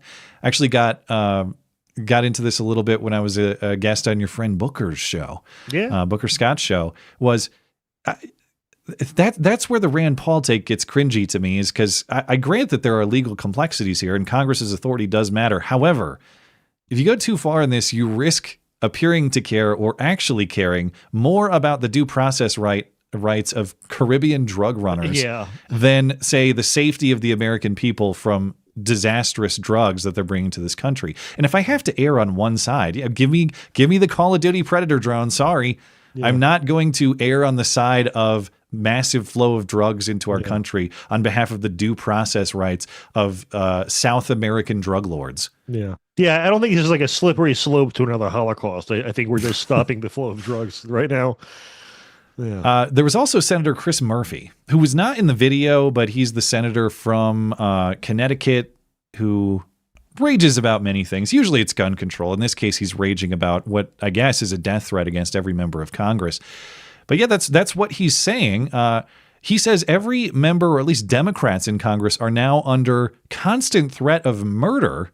And so all good people in this country have to pick a side. And he's so mad. Matt, it's not just pick a side. It's pick a fucking side. He dropped the F-bomb. The President of the United States just called for Democratic members of Congress to be executed. This, as far as I know, has never happened before in the history of the country. I can think of a time. Democratic in the member 1860s. of the Senate and the House, their life is in jeopardy right now. If you are a person of influence in this country, maybe it's time to pick a fucking side. Anybody who has a voice or a soapbox in this country needs to draw a line in the sand and say that it is not acceptable for the President of the United States to call on the murder of his political opposition. Look at this faggot. Okay, point of fact, Trump did not call for murder. However you take his commentary, and again, even if you think it's too far, he's talking about trial. You guys love due process, and I do too, actually, but he's calling for due process. He's calling for arrest and to be put on trial, and if convicted, then to be punished appropriately. And again, in a specific context, sedition can be legally punishable by death. But I get a kick out of his state. I understand why people might view the rhetoric as too far. Let's tone it down. Let's turn down the heat. I get all of that. But can we really not think of another time in the history of this country that a president decided that his political opposition should die? That's really. I think we honor such people on currency. Right. but I could be mistaken. Maybe I misunderstand history. Anyway, it's so cringe, the whole thing where they overuse the F word. No, yeah, well, I mean, I kind of do it myself sometimes, but they're making an effort to do it. Yeah, Sorry, well, that's the thing. It's performative. Yeah, he's a sitting member of Congress who said the F word. That's how crazy this situation is. There like millennial coded Reddit American kind of way of speaking. And again, as I was saying, like if they really think they're about to get killed, leave the country. Why are you on Twitter? Why are you still in Washington? Get the fuck out. Because it's just the rage of the week. There will be a new rage next week. This is the rage this week. Now, I want to see when Chris Murphy gets mad enough to drop the Tom Brady word. When he starts dropping the N word, then I'll know he's really angry. But I don't think we're to that level of rage just yet. I don't know if you'll have time to play it, but a clip I was telling you about earlier where Stephen Miller almost dropped it on a show. And it was, is this what I forgot to check my? I could probably pull it up here. Is it? Will I get banned for playing it? Does he? No, he doesn't actually say it. But you can see in his mind the exact. I mean, I could be wrong, but I swear to God, I think he almost said it. It's very funny. Let's see. Okay, so this is a September 8th post. I can pull this up. This is Stephen Miller. How long is the clip? Oh, it's only 15 seconds. This is Stephen Miller talking about the Irina Zarutska murder, the guy who stabbed her. Yeah, and you're saying he almost says the word. Yeah, let me try it. Murdered savagely on a subway, just trying to get home from work, fleeing war, only to run into a Democrat war zone here in our country. That monster, 14 prior arrests, murdered. That's it. Come on, you know he was thinking it there. I kind of oversold it, but if I was Stephen Miller, that's exactly what happened. The N-word. That's a very nasty word. So the idea is that he was thinking for a second, controlling the impulse to say the N-word, but chose monster instead. That's the idea? Yeah, that's my idea. All right. Fair enough. Yeah. It's my interpretation. It's my case. I mean, I don't think I'm going to convince everyone, but... Well, let's get into the meeting with Mamdani. Sure. On Friday, Trump met with New York City Mayor-elect Zoran Mamdani, and what was both funny, I know you sent me the clip about fascism, and I'll play that because that was hilarious, but also strangely friendly, this event. And I want to get into the strategy and the politics of that as well. At least what we said, the event was not totally public. They had a meeting behind closed doors where they both say they talked about improving New York City, making New York City better. We didn't get to see that, but then they talked to the press after the meeting, and that's where things were very chummy. And well, actually, it's the first clip I have ready to go. Is the funniest part is what you had sent me, which is these are two guys who were calling each other. One calling Mamdani calling Trump a fascist, and Trump calling Mamdani a communist. Mm-hmm. And reporters somewhat surprised, like I am, that these guys appear to be chummy now. So one reporter asks Mamdani, "You've called Trump a fascist very recently, repeatedly. Do you actually think that he's a fascist? If so, why are you here meeting with this fascist?" And Trump actually bailed him out. He asked about your comment calling the president a fascist, and your answer was, both President Trump and I have been clear about our positions and our views. Mm-hmm. Are you affirming that you think President Trump is a fascist? I've spoken about... That's okay. You can just say yes. Okay. All right. Okay. It's easier. It's easier than explaining it. I don't mind. And I wanted to ask you also... That's okay. Everyone calls me a fascist. I don't care. So good. You can too. Someone did a meme. It was like, women will have one argument and then never speak to each other again. Men will call each other fascists and the Islamists, and then that's what happens next. Yeah. Well, it's I don't think that this is a good application of it, but hey, Trump has a remarkable ability to be charismatic and friendly, even with people he hates or should hate.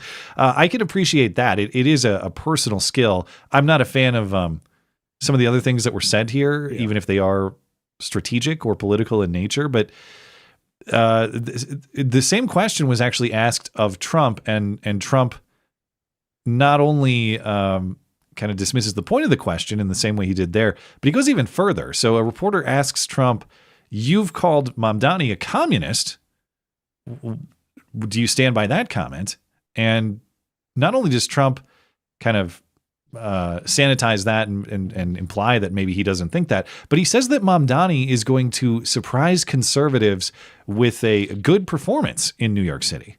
You've referred to Mr. Mamdani as a communist. Could you describe why you feel that way? I mean, he's got views that are a little out there, but who knows? I mean, we're going to see what works, or he's going to change also. We all change. I change a lot. I feel very confident that he can do a very good job. I think he's going to be, I think he is going to surprise some conservative people, actually. And some very liberal people he won't surprise them because they already like him. I doubt it. That was very lame. Yeah, is he going to surprise us by being even worse than expected? That I could get with, but the idea being he's going to surprise liberals and conservatives alike with his good performance. Again, I understand that there's campaign mode and then there's the practical reality of a guy being in office in the largest city in the country. And if you want to avoid disaster, there probably is some political practical truth to the strategy of having a good relationship with him such that you could maybe steer him out of his worst inclinations and avoid the worst possible scenario. I get all of that, but when you describe it like he has a few out there views, all of his ideas are terrible. Yeah. You were saying within the last few weeks that all of his ideas are terrible. And by the way, you're right that they're terrible. So even for the optics of friendliness, to me, this went way too far in the chummy direction. Or am I overreacting? It's the 4D chess being played here that Marjorie says doesn't exist. Well, there is no 4D chess anymore. We don't know what they talked about really behind closed doors. I mean, Trump does have leverage over him with federal funds and could have made some, I don't know if threats would be the word, but let him know he's going to have to do certain things a certain way. They have to go back on some promises. Mamdani can't really do everything he promised either. I mean, Hoax, the governor of New York, has soured on the whole free bus plan. Hochul, sorry. Although buses are it's Hochul. What? Hochul. Hochul? You say Hochul. You're the New York guy. Hochul. What? So anyway, this New York governor person woman, checking into. We'll need a fact check. Soured on the whole free buses thing, although they kind of are free anyway. That being said, with the whole fascist thing, that was hilarious. I think that makes Mamdani look worse in front of his people because, and I know you could obviously make the argument with Trump calling him a communist just days prior, but to share the stage with someone you legitimately think is a fascist and, I don't know, be speaking diplomatically and need to be bailed out by him to tell him it's okay to call him a fascist to his face does make you look bad in front of you. It makes you look unserious in front of your audience. That's true, because Mamdani did look like kind of a bitch in this exchange. It did have that effect. He was like he was asking permission, like, can I? Like, which he kind of was. Yeah. So maybe there's some positive there. But the most preposterous statement was in response to a question about immigration. Trump says that he and Mamdani actually agree on deporting criminal illegal aliens, and Mamdani maybe wants them out even more than Trump does. Come on. You both have differences when it comes to ICE agents in New York City. Mr. Mamdani, you call ICE a rogue government entity. I wonder how you reconcile your differences on both of those issues. Well, I think we're going to work them out, and I think that if we have known murderers and known drug dealers and some very bad people, we want to get them out. He wants to have a safe New York. Ultimately, a safe New York is going to be a great New York. We're going to work together. We're going to make sure that if there are horrible people there, we want to get them out. I think he wants to get them out maybe more than I do. Okay. I don't think so. I don't think he cares at all. If that is remotely true, that is news to the former campaign now coming office of Zoran Mamdani, because his chief of staff was immediately out asking questions about that. And she is saying, well, maybe, first of all, we're committed to being a sanctuary city. Now, under sanctuary city law in New York, that still allows us to arrest and deport serious violent felons or people who have committed violent crimes who are also illegal immigrants. Maybe we would agree to assist or go along with the deportation of those people, but that's it. You both have Whoops, wrong one. Let me, it's this clip. We certainly were clear about our disagreements in the room, and the mayor-elect made clear that we uphold sanctuary laws in our city and all immigrants will be safe in our city. The acknowledgement that our sanctuary city laws allow cooperation in extreme violent felony cases, and that is something where I think we have alignment. But of course, the problem with immigration is not just extreme violent felony cases. If anybody commits an extreme violent felony, we remove them from society, whether they're a citizen or not. So that's really not a distinction. We have lots of people who have no legal status here who need removal from this country on that basis, not because they've murdered someone. Though, of course, if they've also murdered someone, maybe we focus on getting them out first. But that's, to me, that's such a meaningless statement. Well, we might deport some people if they're a serial killer. Then we'll deport them. Well, the problem's much bigger than that, unfortunately. And she said extreme violence, meaning regular violence isn't enough. Yeah, well, if you go to Chicago and you're one of the rare few who lights a person on fire on the L train, everybody gets one. After that, maybe you become an extreme violent felon. Yeah, but why so friendly? The strategy here, let me check the. Let's see if we can get it back. All right. It looks like I think we dropped. It pops back up now. Says F, and then it looks like says uh-oh. Looks like it's back now. We're back? So hopefully the stream is uninterrupted. It was pretty brief. Okay, yeah, it looks like we're back. The chat says we're back. Sorry about the interruption there. The duct tape internet connection apparently failed, even though it's the best connection that you can buy with Spectrum, but whatever. I think it left off with us talking about how us joking that there's a threshold for what a crime was violent enough to justify. But anyway, we'll just duct tape all over the place. It's a disgrace. We do the best we can. But yes, as far as the strategy here, I get it if you want to maintain a friendly relationship for the purposes of practicality. I don't understand going to overt praise. Number one, the overt praise is contrary to the conservative principles that are supposed to guide your presidency, even though Trump is not necessarily the most principled man out there. But I think it also does political damage to Republicans generally. You have Republicans in Congress trying to make Mamdani the face of Democrats. Like he's the new Democrat leader. And there might be some truth to that insofar as all of them kind of bent the knee to Mamdani in the end. They didn't want to endorse, they were forced to, and now they are, if not on board with his brand of democratic socialism, they're at least there in some sort of adjacent way or some sort of way by association. Now that you have Trump being chummy with Mamdani, any sort of attack ad that a member of Congress might want to run on Mamdani-style politics, there's a counter built in of Trump just praising him as a guy who has maybe some out there ideas, but is a good man who's going to surprise conservatives. I think the chumminess is bad on principle, but I think even if it's just political strategy, I think it's actually pretty bad. So maybe I'm overthinking it. Maybe I'm missing the 4D chess. I just don't get what you're doing here. So you can be practical behind closed doors. It doesn't require you praising the guy publicly in this way. I didn't like the chumminess. I mean, I would have wanted just general friendliness, and that I think if it was adversarial, that would just be turned into some sort of David versus Goliath thing in the media. And even if Trump destroyed him, the media is overwhelmingly liberal, and they would have just framed it in Mamdani's favor regardless. So, I don't know. I think this is, I guess, preferable between the two. But listen, this is Trump sort of being Trump in that he doesn't actually mean any of this stuff. Maybe. And the question that emerged out of this, too, that I think is fascinating and important to consider, why does Trump, at least in this particular appearance, seem to have a better relationship with Zoran Mamdani, the Islamic communist, than Marjorie Taylor-Greene or Thomas Massie? Yeah. And the answer from Justin Amash, who, former member of Congress, libertarian guy, plenty of criticism for Justin Amash, too, that people have. He's not perfect either. But I think his answer here is probably right. It's because Massie's principles are threatening to hold Trump's hold on power, at least in the Epstein files context, in terms of his political power over his own party.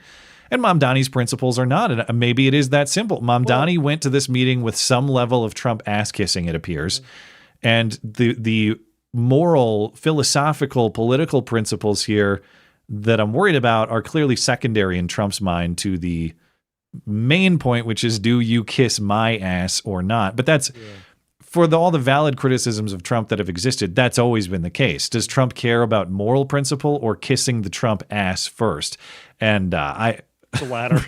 I mean, am I the idiot for even having this discussion, thinking that there was any alternative in the first place? But although I don't agree with this comparison fully, in that Mamdani is not a member of Congress, so I don't know. I mean, he is a threat to Trump's hold on power, and that if Trump's immigration actions are going to get blocked by him, he's going to face massive resistance there, and that's his number one campaign promise. So I don't know. I don't like him that much. Fair enough. So anyway. One last thing. I'm getting up toward the top of the hour, so I've got to keep it moving here, but I'll be quick. There was also a funny Mamdani moment when he's trying to do the free bus fare thing. Again, let all the drug addict hobos who want to light you on fire onto the bus. And Kathy Hochul is whatever we're going to call her. Yeah. She is the epitome of a New York governor. That's my famous mispronunciation, is epitome. So I've been there. We all get one. Anyway, Hochul is saying we're not going to raise taxes in the way that Zoran Mamdani wants to pay for the bus fare, so it's not going to happen. You got a local reporter interviewing Mamdani saying, well, if Hochul is telling you can't raise taxes to do this, how are you going to do it? And his answer is something to the effect of, I don't know, who cares? Figuring out how to pay for it is secondary to just paying for it or doing it anyway. I try to make sense of this clip. Let's see, I think it's 13. And the other one, you're talking about fast and free buses and you're meeting with the governor. I've heard you talk about many times that you don't want to take money away from the MTA. You want to put money back in. It's something that she agrees with, right? We don't want to take away money from the MTA. How are you getting that money, the $700 million to make the buses free, into the MTA if she's not for raising taxes? You know, I think that the two clearest ways to raise that money is through the raising of the state's corporate tax to match that of New Jersey. I think that a lot of this is still a case to be made. Whether it's the corporate tax or whether it's the personal income tax on those who make more than $1 million a year or more, I think that these are the clearest ways. I've also said that if there are other ways to raise this funding, the most important fact is that we fund it, not the question of how we do it, but that we do it. Can you imagine being in rural New York and getting your taxes raised to fund the fucking bus in New York City? Like, again, I mean, there's that, but the separate moral plane that politicians think they exist on. Like, if I told my wife I want to buy a Lamborghini, and she says, well, how are we going to pay for that? We don't have the means to do that. Well, the important thing is not how we pay for it. It's just that we pay for it. Well, isn't it kind of important that I don't go mug people on the street for the money to buy the Lamborghini, though? Like, aren't there important moral considerations in how I acquire the money to pay for the Lamborghini, or the methods by which I pay? Like, we could put it on credit cards if we had a limit that high, but we're still going to have to pay that. Or if you're the government, you're going to have to print currency or something, something of disastrous consequence to cover that. But yeah, how we pay for it doesn't matter. It's just that we pay for it. No, like in every other context of life, how you pay for it is a very crucial consideration. And one way to pay for it too is if they just enforce the fare on the subway. It's like hundreds of millions they lose. So if they could just enforce that, they could then use that money to subsidize that, I guess. Yeah, maybe. But again, you're just turning them into homeless shelters, more so than they already are. Because again, on wheels, yeah, on wheels. Like, no one's really paying to begin with. You're really just making it free for a minority of the population that's doing the right thing. Yeah. A couple items I want to discuss quickly before we get to hoax hate. But yesterday I posted a video about the report in City Journal this week that Somalis in Minnesota are just scamming welfare programs to not only the scale of it, which is something like $1 billion, but a lot of the money is getting sent to Al-Shabaab, the Somali Islamic terror group. And that story is important in its own regard. The video's on my channel. You can check it out on the homepage of my website, mattchristiansenmedia.com, if you want to see all the details on that. But Trump issued a statement on the legal status of some Somali people in Minnesota on Friday night. And at first, it seemed like this might be significant. Upon looking at the details, I don't think it's going to be that significant. Not really. But yeah, so Trump posts on Friday night, we are actually revoking the temporary protected status of Somalis in Minnesota. And you might think that is going to bring in some sort of mass deportation program or something like that. In fact, this temporary protected status is something that is offered through under law passed by Congress in the 90s. But according to Congress's own accounting, there are only about 700 Somalis in Minnesota who even have this status anyway and would theoretically be removable. But in Minnesota, in 2018, so 7 years ago, the count of Somalis in Minnesota was 60,000. These days, it's got to be closer to like 100,000, something like that. So maybe now that there's a heightened I guarantee there are a lot of straight up illegal Somali immigrants in Minnesota too, and maybe the heightened scrutiny will bring deportation operations there, but it's not as though little Mogadishu is moving away anytime soon. I mean, their birth rates are so high though that these 600 people will multiply to like 1 million in the next 50 years. So it's better than nothing. But no, in the grand context, it's like 1-point-something%. Yeah. So probably not going to matter much, but just to catch up with that piece of the story. Also in Minnesota news, I wanted to mention that there is a new appeal for Derek Chauvin, the former Minneapolis police officer, of course, convicted of quote-unquote murdering George Floyd, and also in the federal case violating George Floyd's constitutional rights. But he has been pursuing appeals in both of those cases. This one is, the petition just filed is in Hennepin County District Court in Minnesota, so this will apply to the Minnesota State murder conviction. Chauvin's lawyer, Greg Joseph, has several arguments. It's a 71-page petition, but there's one piece of information that I think is really crucial here, and hopefully will give this petition some momentum. But his lawyer focuses on a couple things in terms of the evidence. Number one, the video evidence presented at trial in his argument was inaccurate or incomplete. Number two, the testimony at trial was false. And the testimony, I think, is particularly interesting because it's not just claimed to be false, speculated to be false. It is now found to be false in a court of law. The arguments from this lawyer break down into two questions that contributed to the murder conviction. Number one, whether the restraint on Floyd was consistent with Minneapolis Police Department training and policy. And number two, whether the restraint actually caused George Floyd's death. Now, on the cause, we've heard these arguments many times over. Did George Floyd choke to death? No, he had the volume of drugs in his system provides plenty of reasonable doubt. If it's not enough to say it was the drugs that killed him, it's plenty of reasonable doubt to question whether it was the restraint that killed him.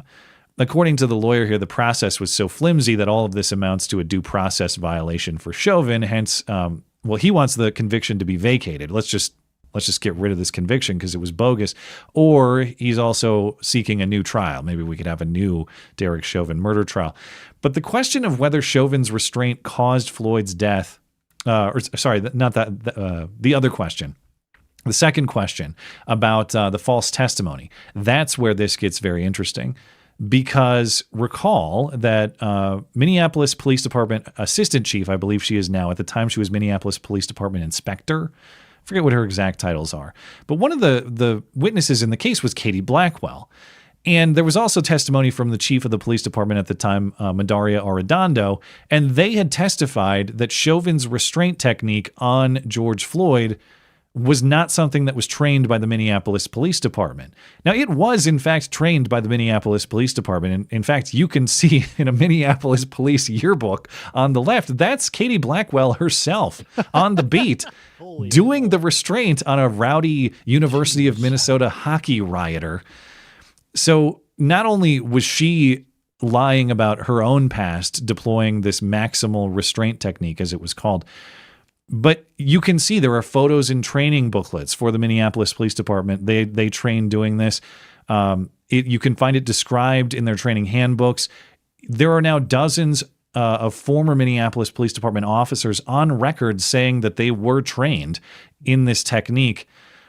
That was a main point of the Alpha News documentary, The Fall of Minneapolis.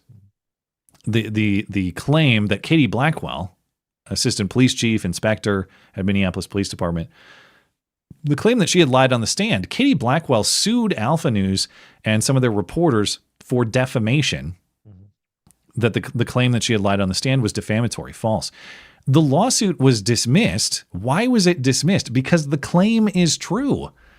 The judge had determined that the claim that Katie Blackwell was untruthful, maybe not the word lie, but the claim that Alpha News made about her testimony not representing the truth that Minneapolis police did in fact train this technique, that was substantially true. And so Katie Blackwell, that her defamation lawsuit was thrown out. She actually had to pay lawyers' fees to Alpha News, and she signed a declaration affirming that the judge's findings are accurate, true, and correct. So when I say that the claim that there was false testimony at the Chauvin trial is more than just a claim, speculation, an argument, now it's a finding in a court of law as a part of a defamation lawsuit.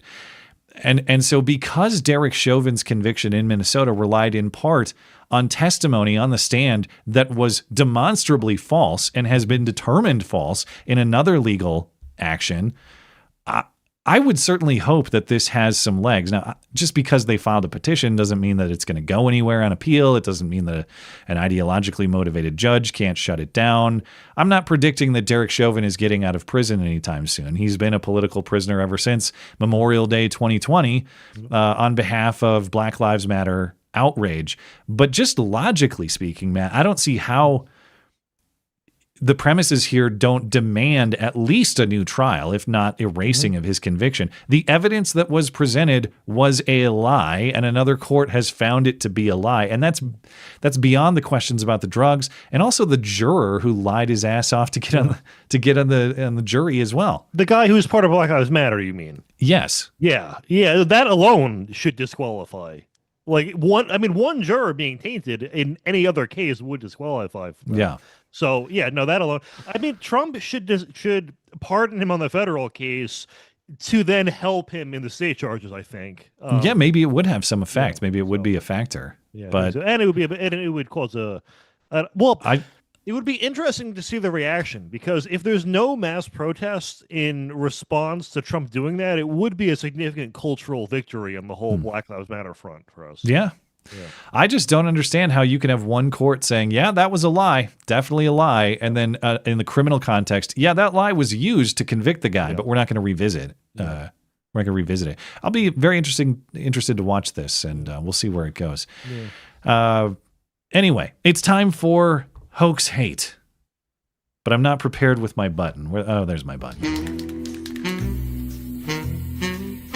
Oh, this one is now the nobody saw it's it your neck happen, of the woods, but man. It's totally a product of Trump's America. Hoax hate crime of the week.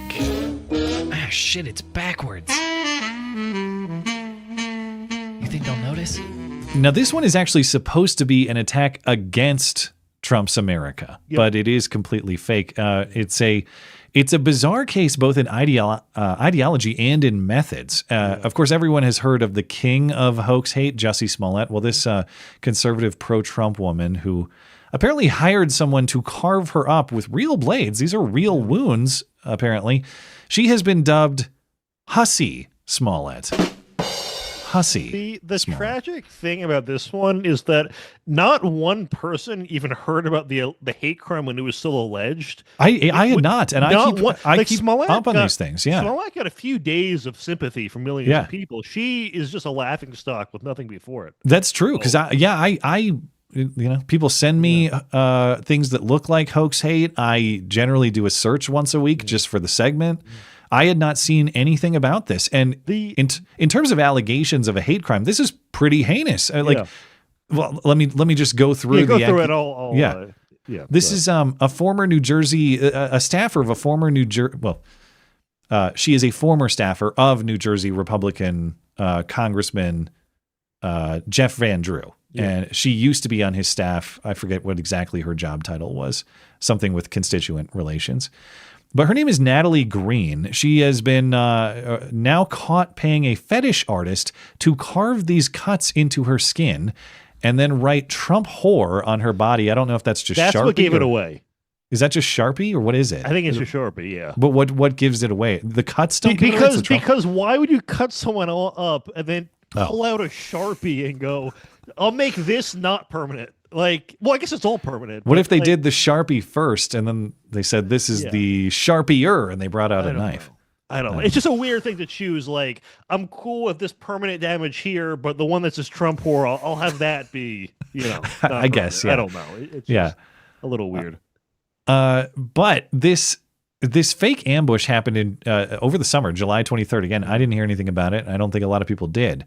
This week, she's now charged for faking the incident. Here's some reporting and some images of this hoax. Greene, a Rutgers law student, worked for Republican Representative Jeff Van Drew at the time. Greene's accomplice frantically called police, claiming she had been singled out by name and violently assaulted, according to the complaint. Officers found the accused con artist in a wooded area just off the trail. Hands and feet bound together, her shirt pulled over her head, and the words Trump whore and Van Drew is a racist scribbled in black marker on her horrifically scarred body as she screamed that one of her attackers had a gun. Horrific photos in the complaint show Greene with deep, grisly cuts on her body and face. But according to prosecutors, the story just wasn't adding up. They say Greene was taken to a hospital where she and her accomplice gave police conflicting accounts of what happened and provided faulty descriptions of the phantom assailants. Black zip ties and duct tape were also found in Greene's Maserati the night of the disturbing alleged scheme, and federal officials said her unidentified sidekick searched zip ties near me on their phone 2 days earlier and went to a Ventnor Dollar General to pick them up. Perhaps most disturbing, 2 days before the alleged phony assault, Greene is being accused of having driven to Pennsylvania to pay $500 to a body modification artist she found on Instagram to deliberately carve gruesome wounds into her face, neck, chest,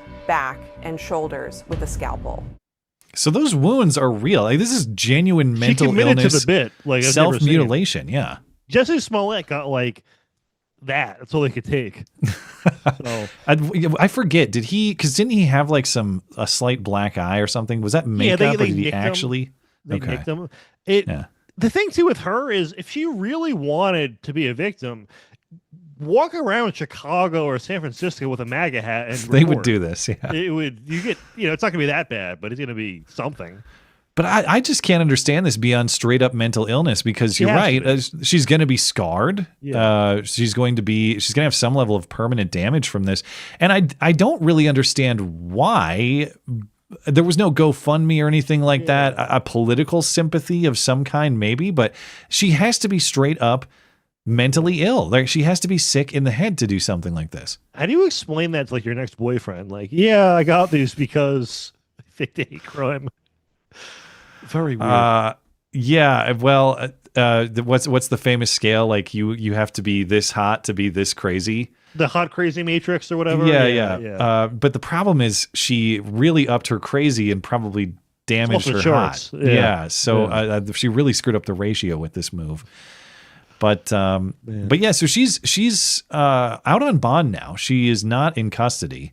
She was released on $200,000 bond. She's facing up to a decade behind bars for both charges. So one of the charges was false statements and conspiracy to convey false statements, and the other is giving the false statement to law enforcement. She'll get probation, I'm sure. Like, looks like she already punished herself pretty good. Well, that's the thing, and I don't know. Like, it doesn't seem like with Smollett where they use a ton of police resources. It seems like they figured this one out right away.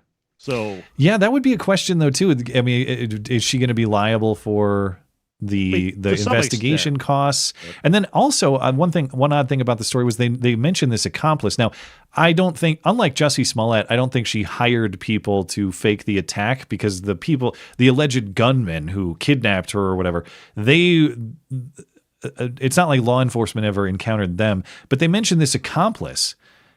I don't see anything in the coverage that mentions charges for the accomplice. In fact, I don't even see the accomplice identified. So who is this person, and why are they not, as far as I know, facing charges in the same way she is if they were a part of the scheme? And then it seems like the fetish artist probably didn't know what it was for if they weren't charged either. Well, and that's the thing. Like, how the hell could that even be legal? I understand that we do like piercings and tattoos, but at what point does body modification become mutilation? Yeah. You're leaving such a paper trail though. Like, imagine hitting someone. I don't know. It's just, you're communicating it all online only. So how do you not? I don't know. It just feels very, I don't know. It was never going to work. And it's just so bizarre. There was no end goal. She never went to the media. She never drew attention to it. It's I don't know. Maybe it is a fetish on her part too. Something doesn't add up there. There's something that I feel like I'm missing, or there's a diagnosis that is not explained here, and it's just mental illness, and that's it. But in another odd hoax, a few years ago, one lesbian said her lesbian astronaut wife had committed the first known crime in space. Did you ever hear about this one? No, I haven't. The first crime in space. Now, I had a friend text me about this week, and I thought, wow, they're violent even in space? And it turns out, no, the crime allegedly was a financial crime. But then I dug deeper into the story, and there is indeed lesbian violence involved here. But former Air Force intelligence officer Summer Heather Warden, you see pictured on the left there, that is the ex-wife of NASA astronaut Anne McClain. And Warden accused McClain of guessing her bank account password while McClain was aboard the International Space Station in 2019. So it was fraudulent bank access. I don't know if there was an allegation of actually taking money, but the claim on the first crime in space was that the woman on the right had illegally accessed the bank account of the woman on the left. And by doing that, it was the first criminal act conducted in space. On Friday, though, the federal prosecutor in the Southern District of Texas announced that Warden has now pleaded guilty to lying to investigators.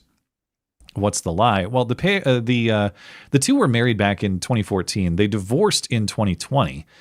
Warden had filed for divorce in 2018. Here it is, after McClain accused her of assault.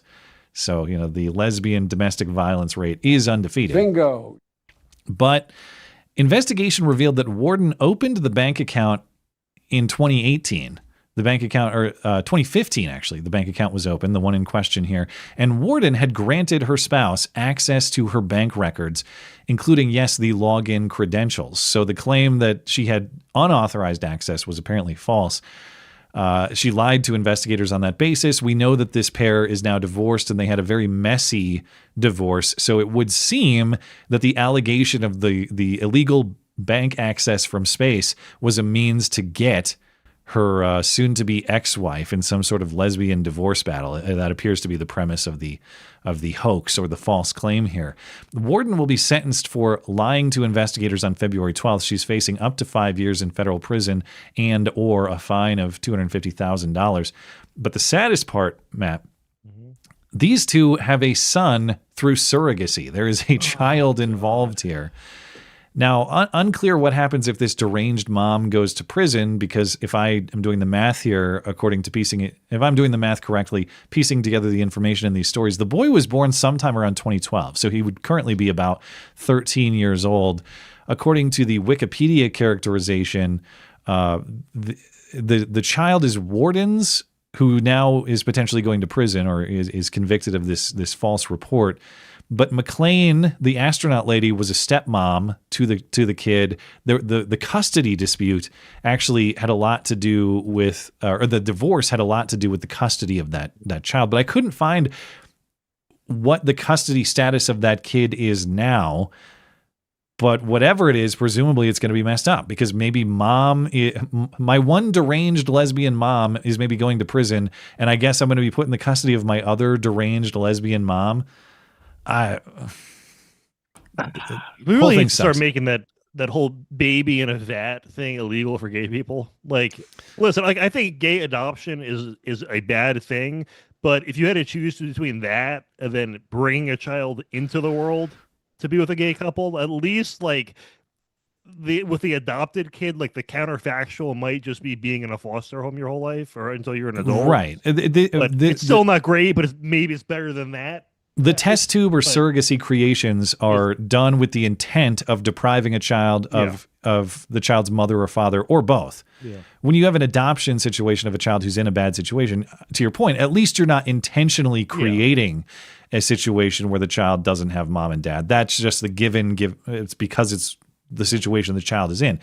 With this sort of stuff, like you're talking about, you are creating that circumstance intentionally. You're erasing mom or dad from the child's life intentionally to cram the child into the lifestyle of homosexuality. The homosexuality comes first and the child comes second, which is totally backward, but I won't get into what is usually Wednesday material. Don't make me tap the sign. Another interesting thing about this story, it even though it turned out not to be the first crime in space because it was a lie, apparently it set the precedent because of the way the case was investigated and potentially was going to be prosecuted under those premises that astronauts are in fact subject to the law of their home countries when they are in space. So you can't steal when you're in space, assuming your country has laws against theft and all that. But it's not international waters.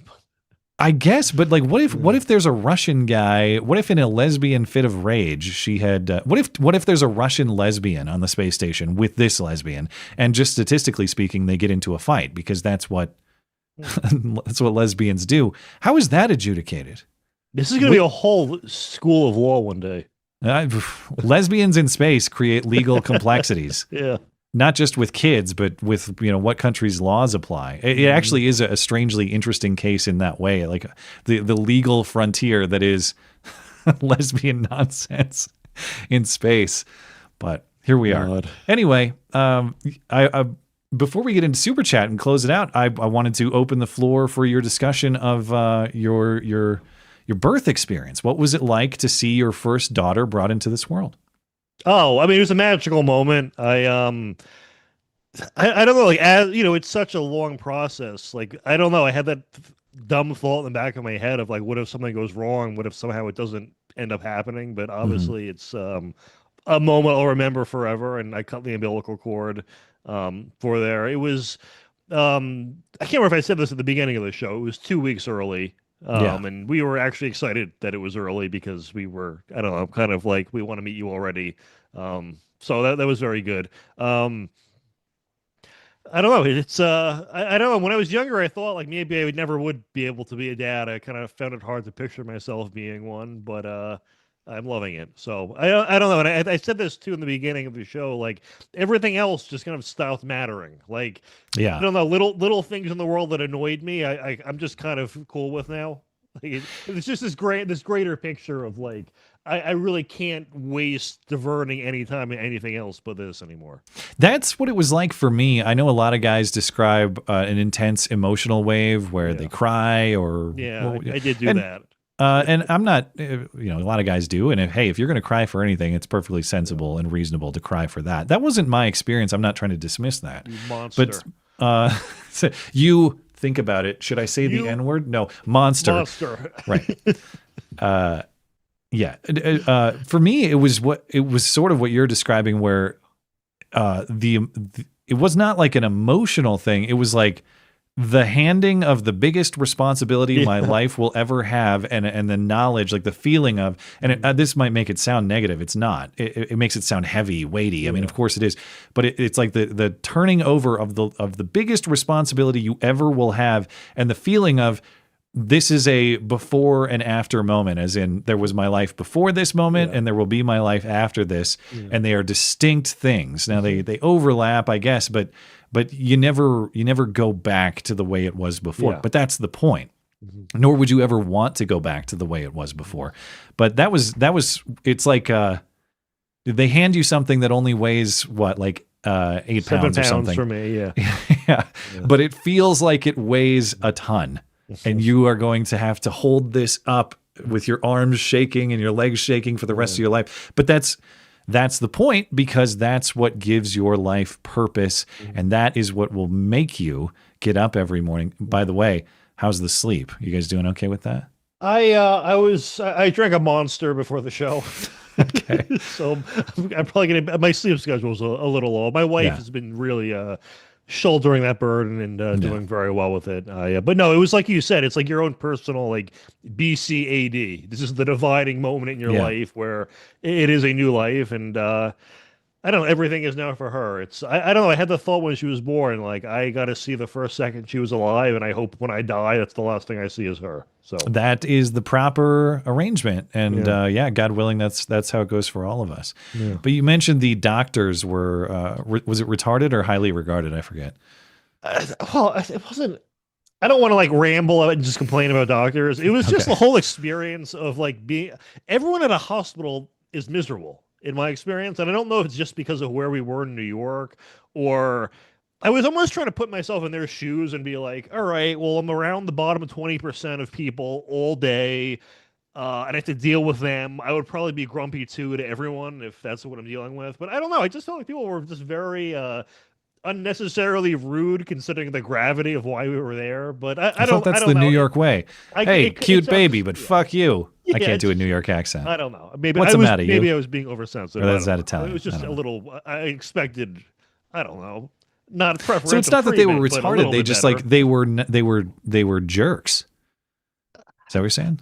I guess. I don't know. I don't want to talk to you, but we had some very good doctors too. So I don't want to. It's okay. I had a retarded pediatrician. I talked shit about her, but I never named her. Yeah, I shouldn't even say it was the doctors. There was more everyone else. The doctors, the ones in the delivery room were actually great. It was just every other support person like had an attitude, and like if we needed them to come to the room, they would act like it was we were inconveniencing them but making them do their job. And then before the delivery, it was my wife was having very high blood pressure, and we were in and out of the ER. Her personal doctor was telling them to induce. They were disagreeing with it.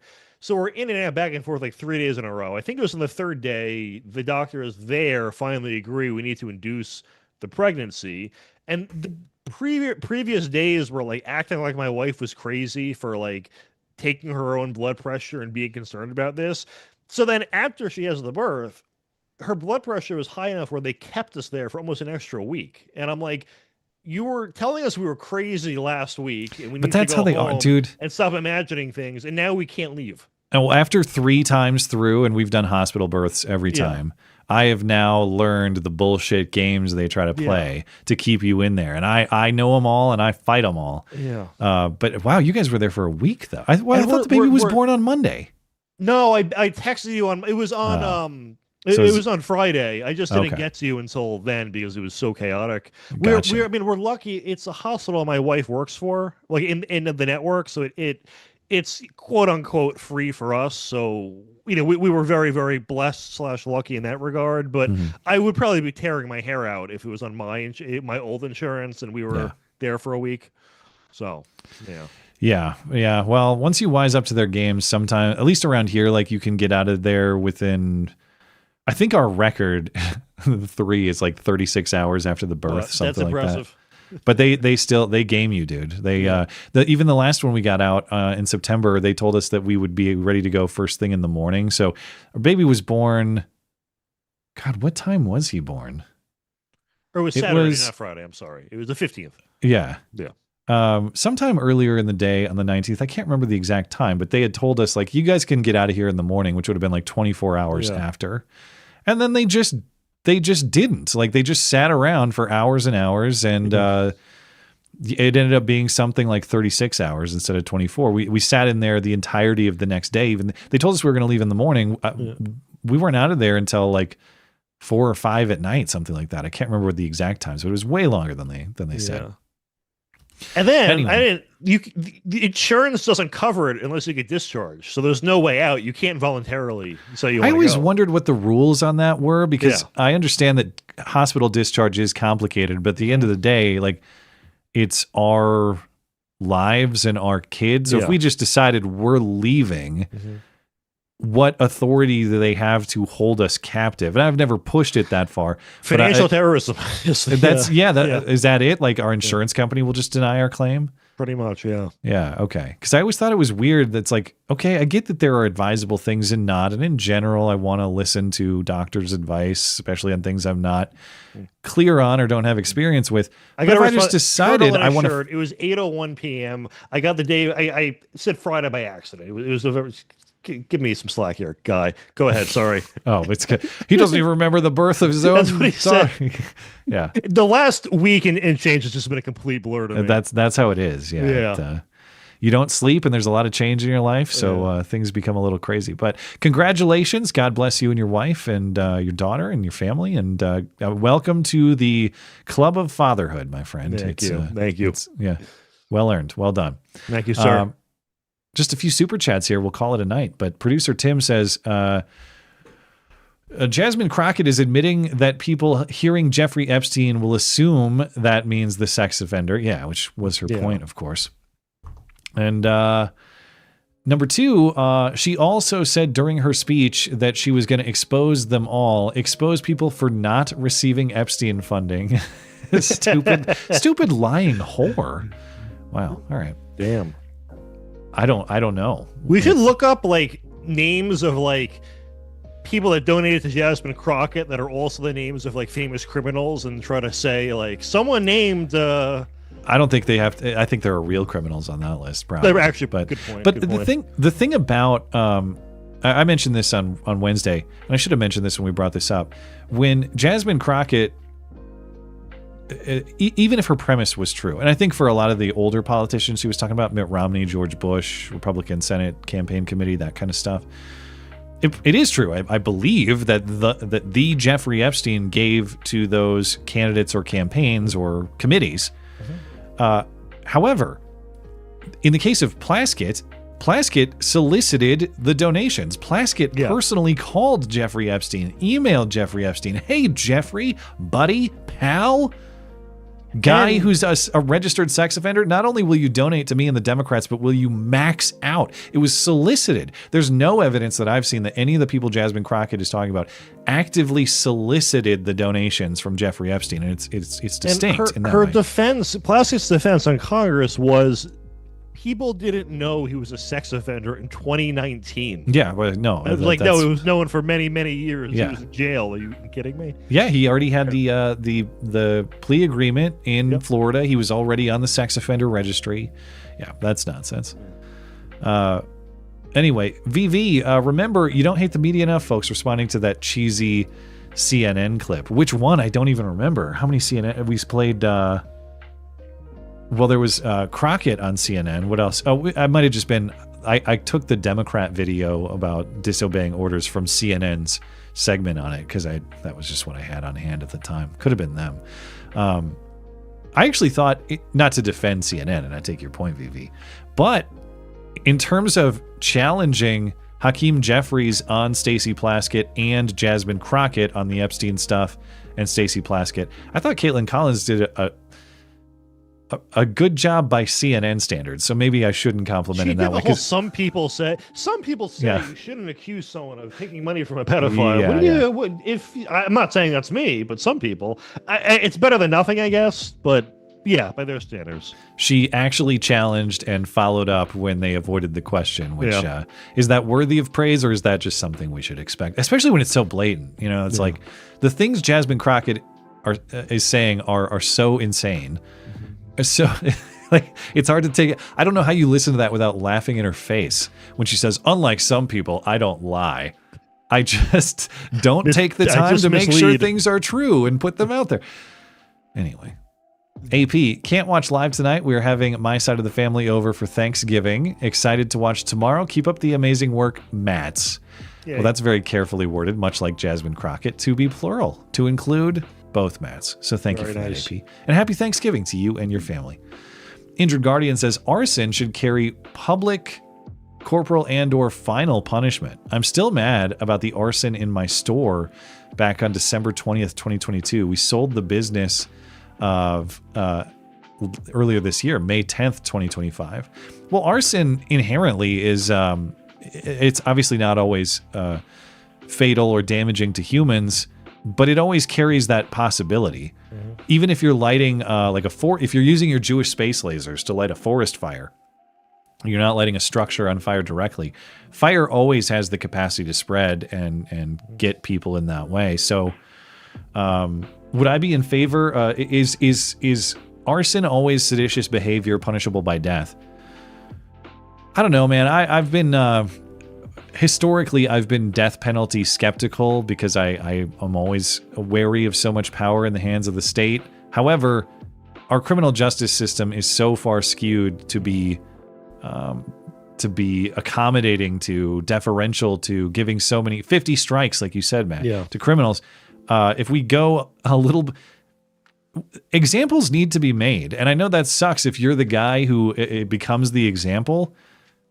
But examples do need to be made, and if you don't want to be the example, maybe stop committing so many crimes. And stop stealing so much shit. Stop lighting stuff on fire. Whenever you see these stories about like a death penalty person being exonerated, especially if it's posthumously, it's always a group like the Innocence Project, which they're like exonerate people on a technicality where they'll claim that DNA exonerated them, and they're basically just hoping that no one in the media understands DNA evidence, so they'll report their narrative. But it's very, very rare. In fact, there was a famous philosophy paper called The Paradox of Innocence, and it pointed out that if you are someone who is going to jail and you are innocent, and you can choose between life in prison or death row, if you want to get out of jail, statistically speaking, you should choose death row because the appeals process is so endless and so vigorous. You are more likely to get out on death row if you're innocent than you are. It's effectively a life sentence with the possibility of a successful appeal. Correct. Yeah. So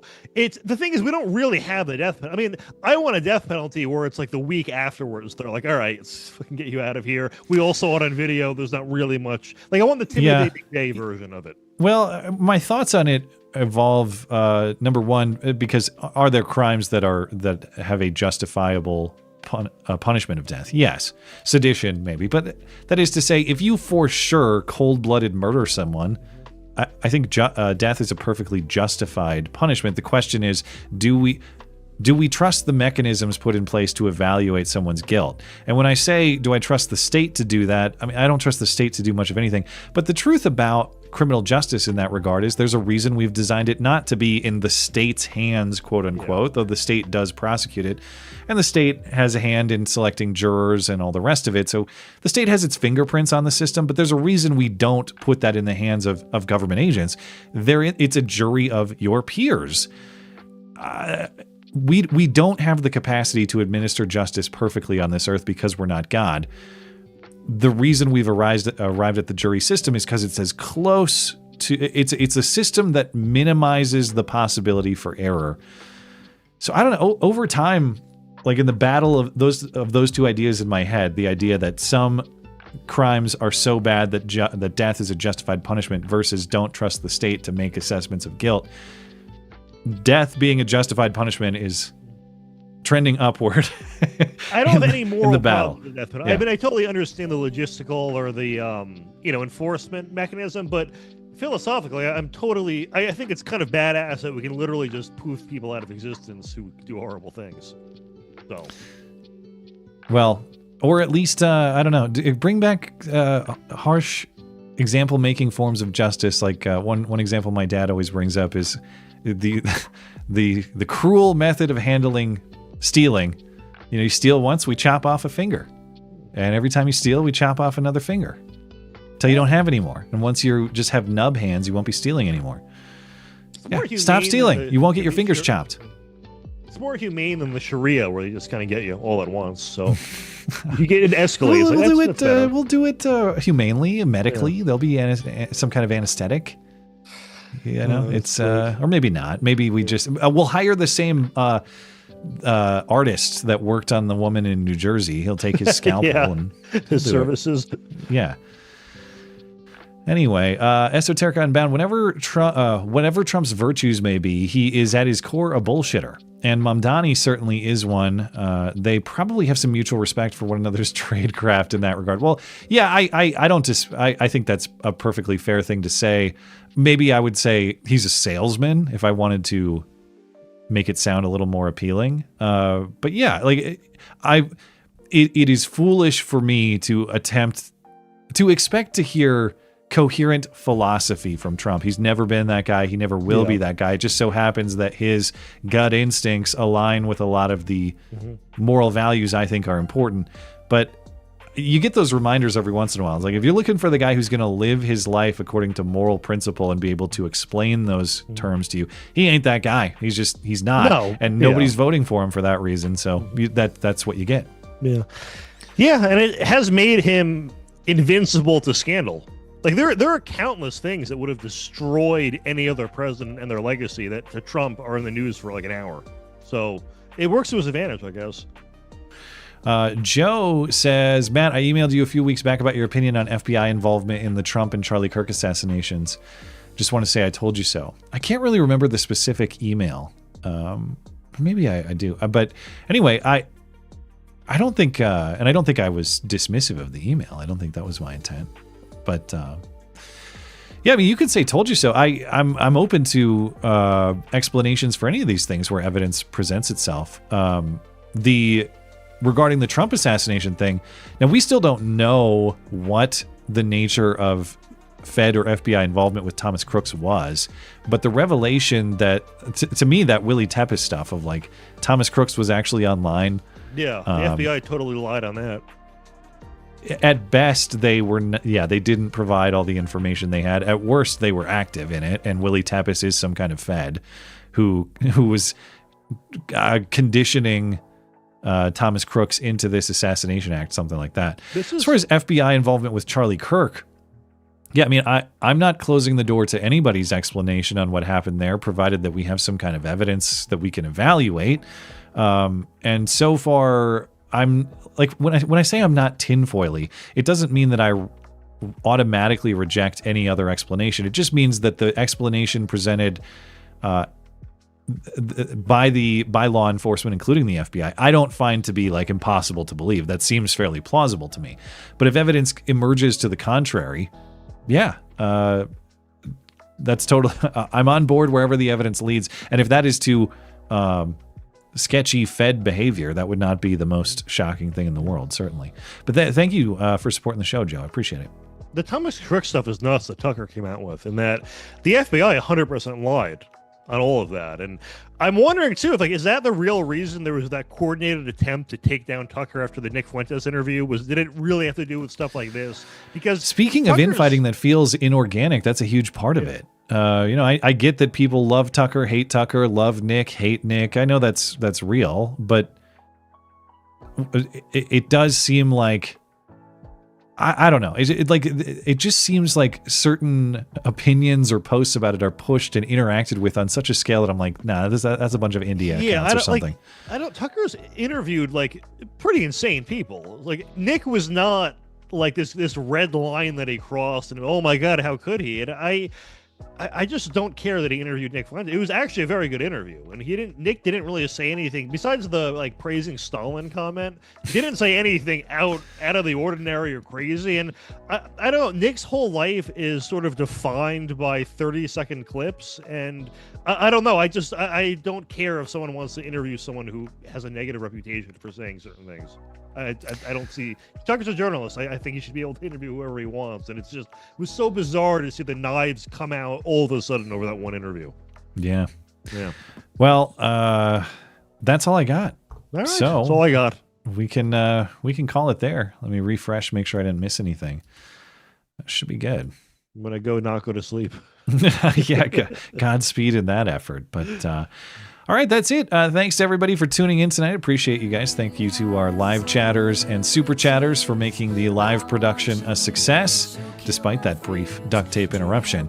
If you're listening on demand later, thank you kindly as well for supporting the show. Thanks to Matt Palumbo for sitting in tonight. Find his highly regarded book, The Air, on Alex Soros, linked in the description. And leave a 5-star review. That too. Congratulations once again to your family. And thanks to producer Tim for his assistance as always. Find everything show related at mattchristiansenmedia.com or mattis.gay if you prefer brevity. A reminder, there is no Wednesday night show this week. Happy Thanksgiving to you and your families out there. I will be back on Sunday, though, as regularly scheduled. Until then, have a great night and a great week. Thanks for tuning in.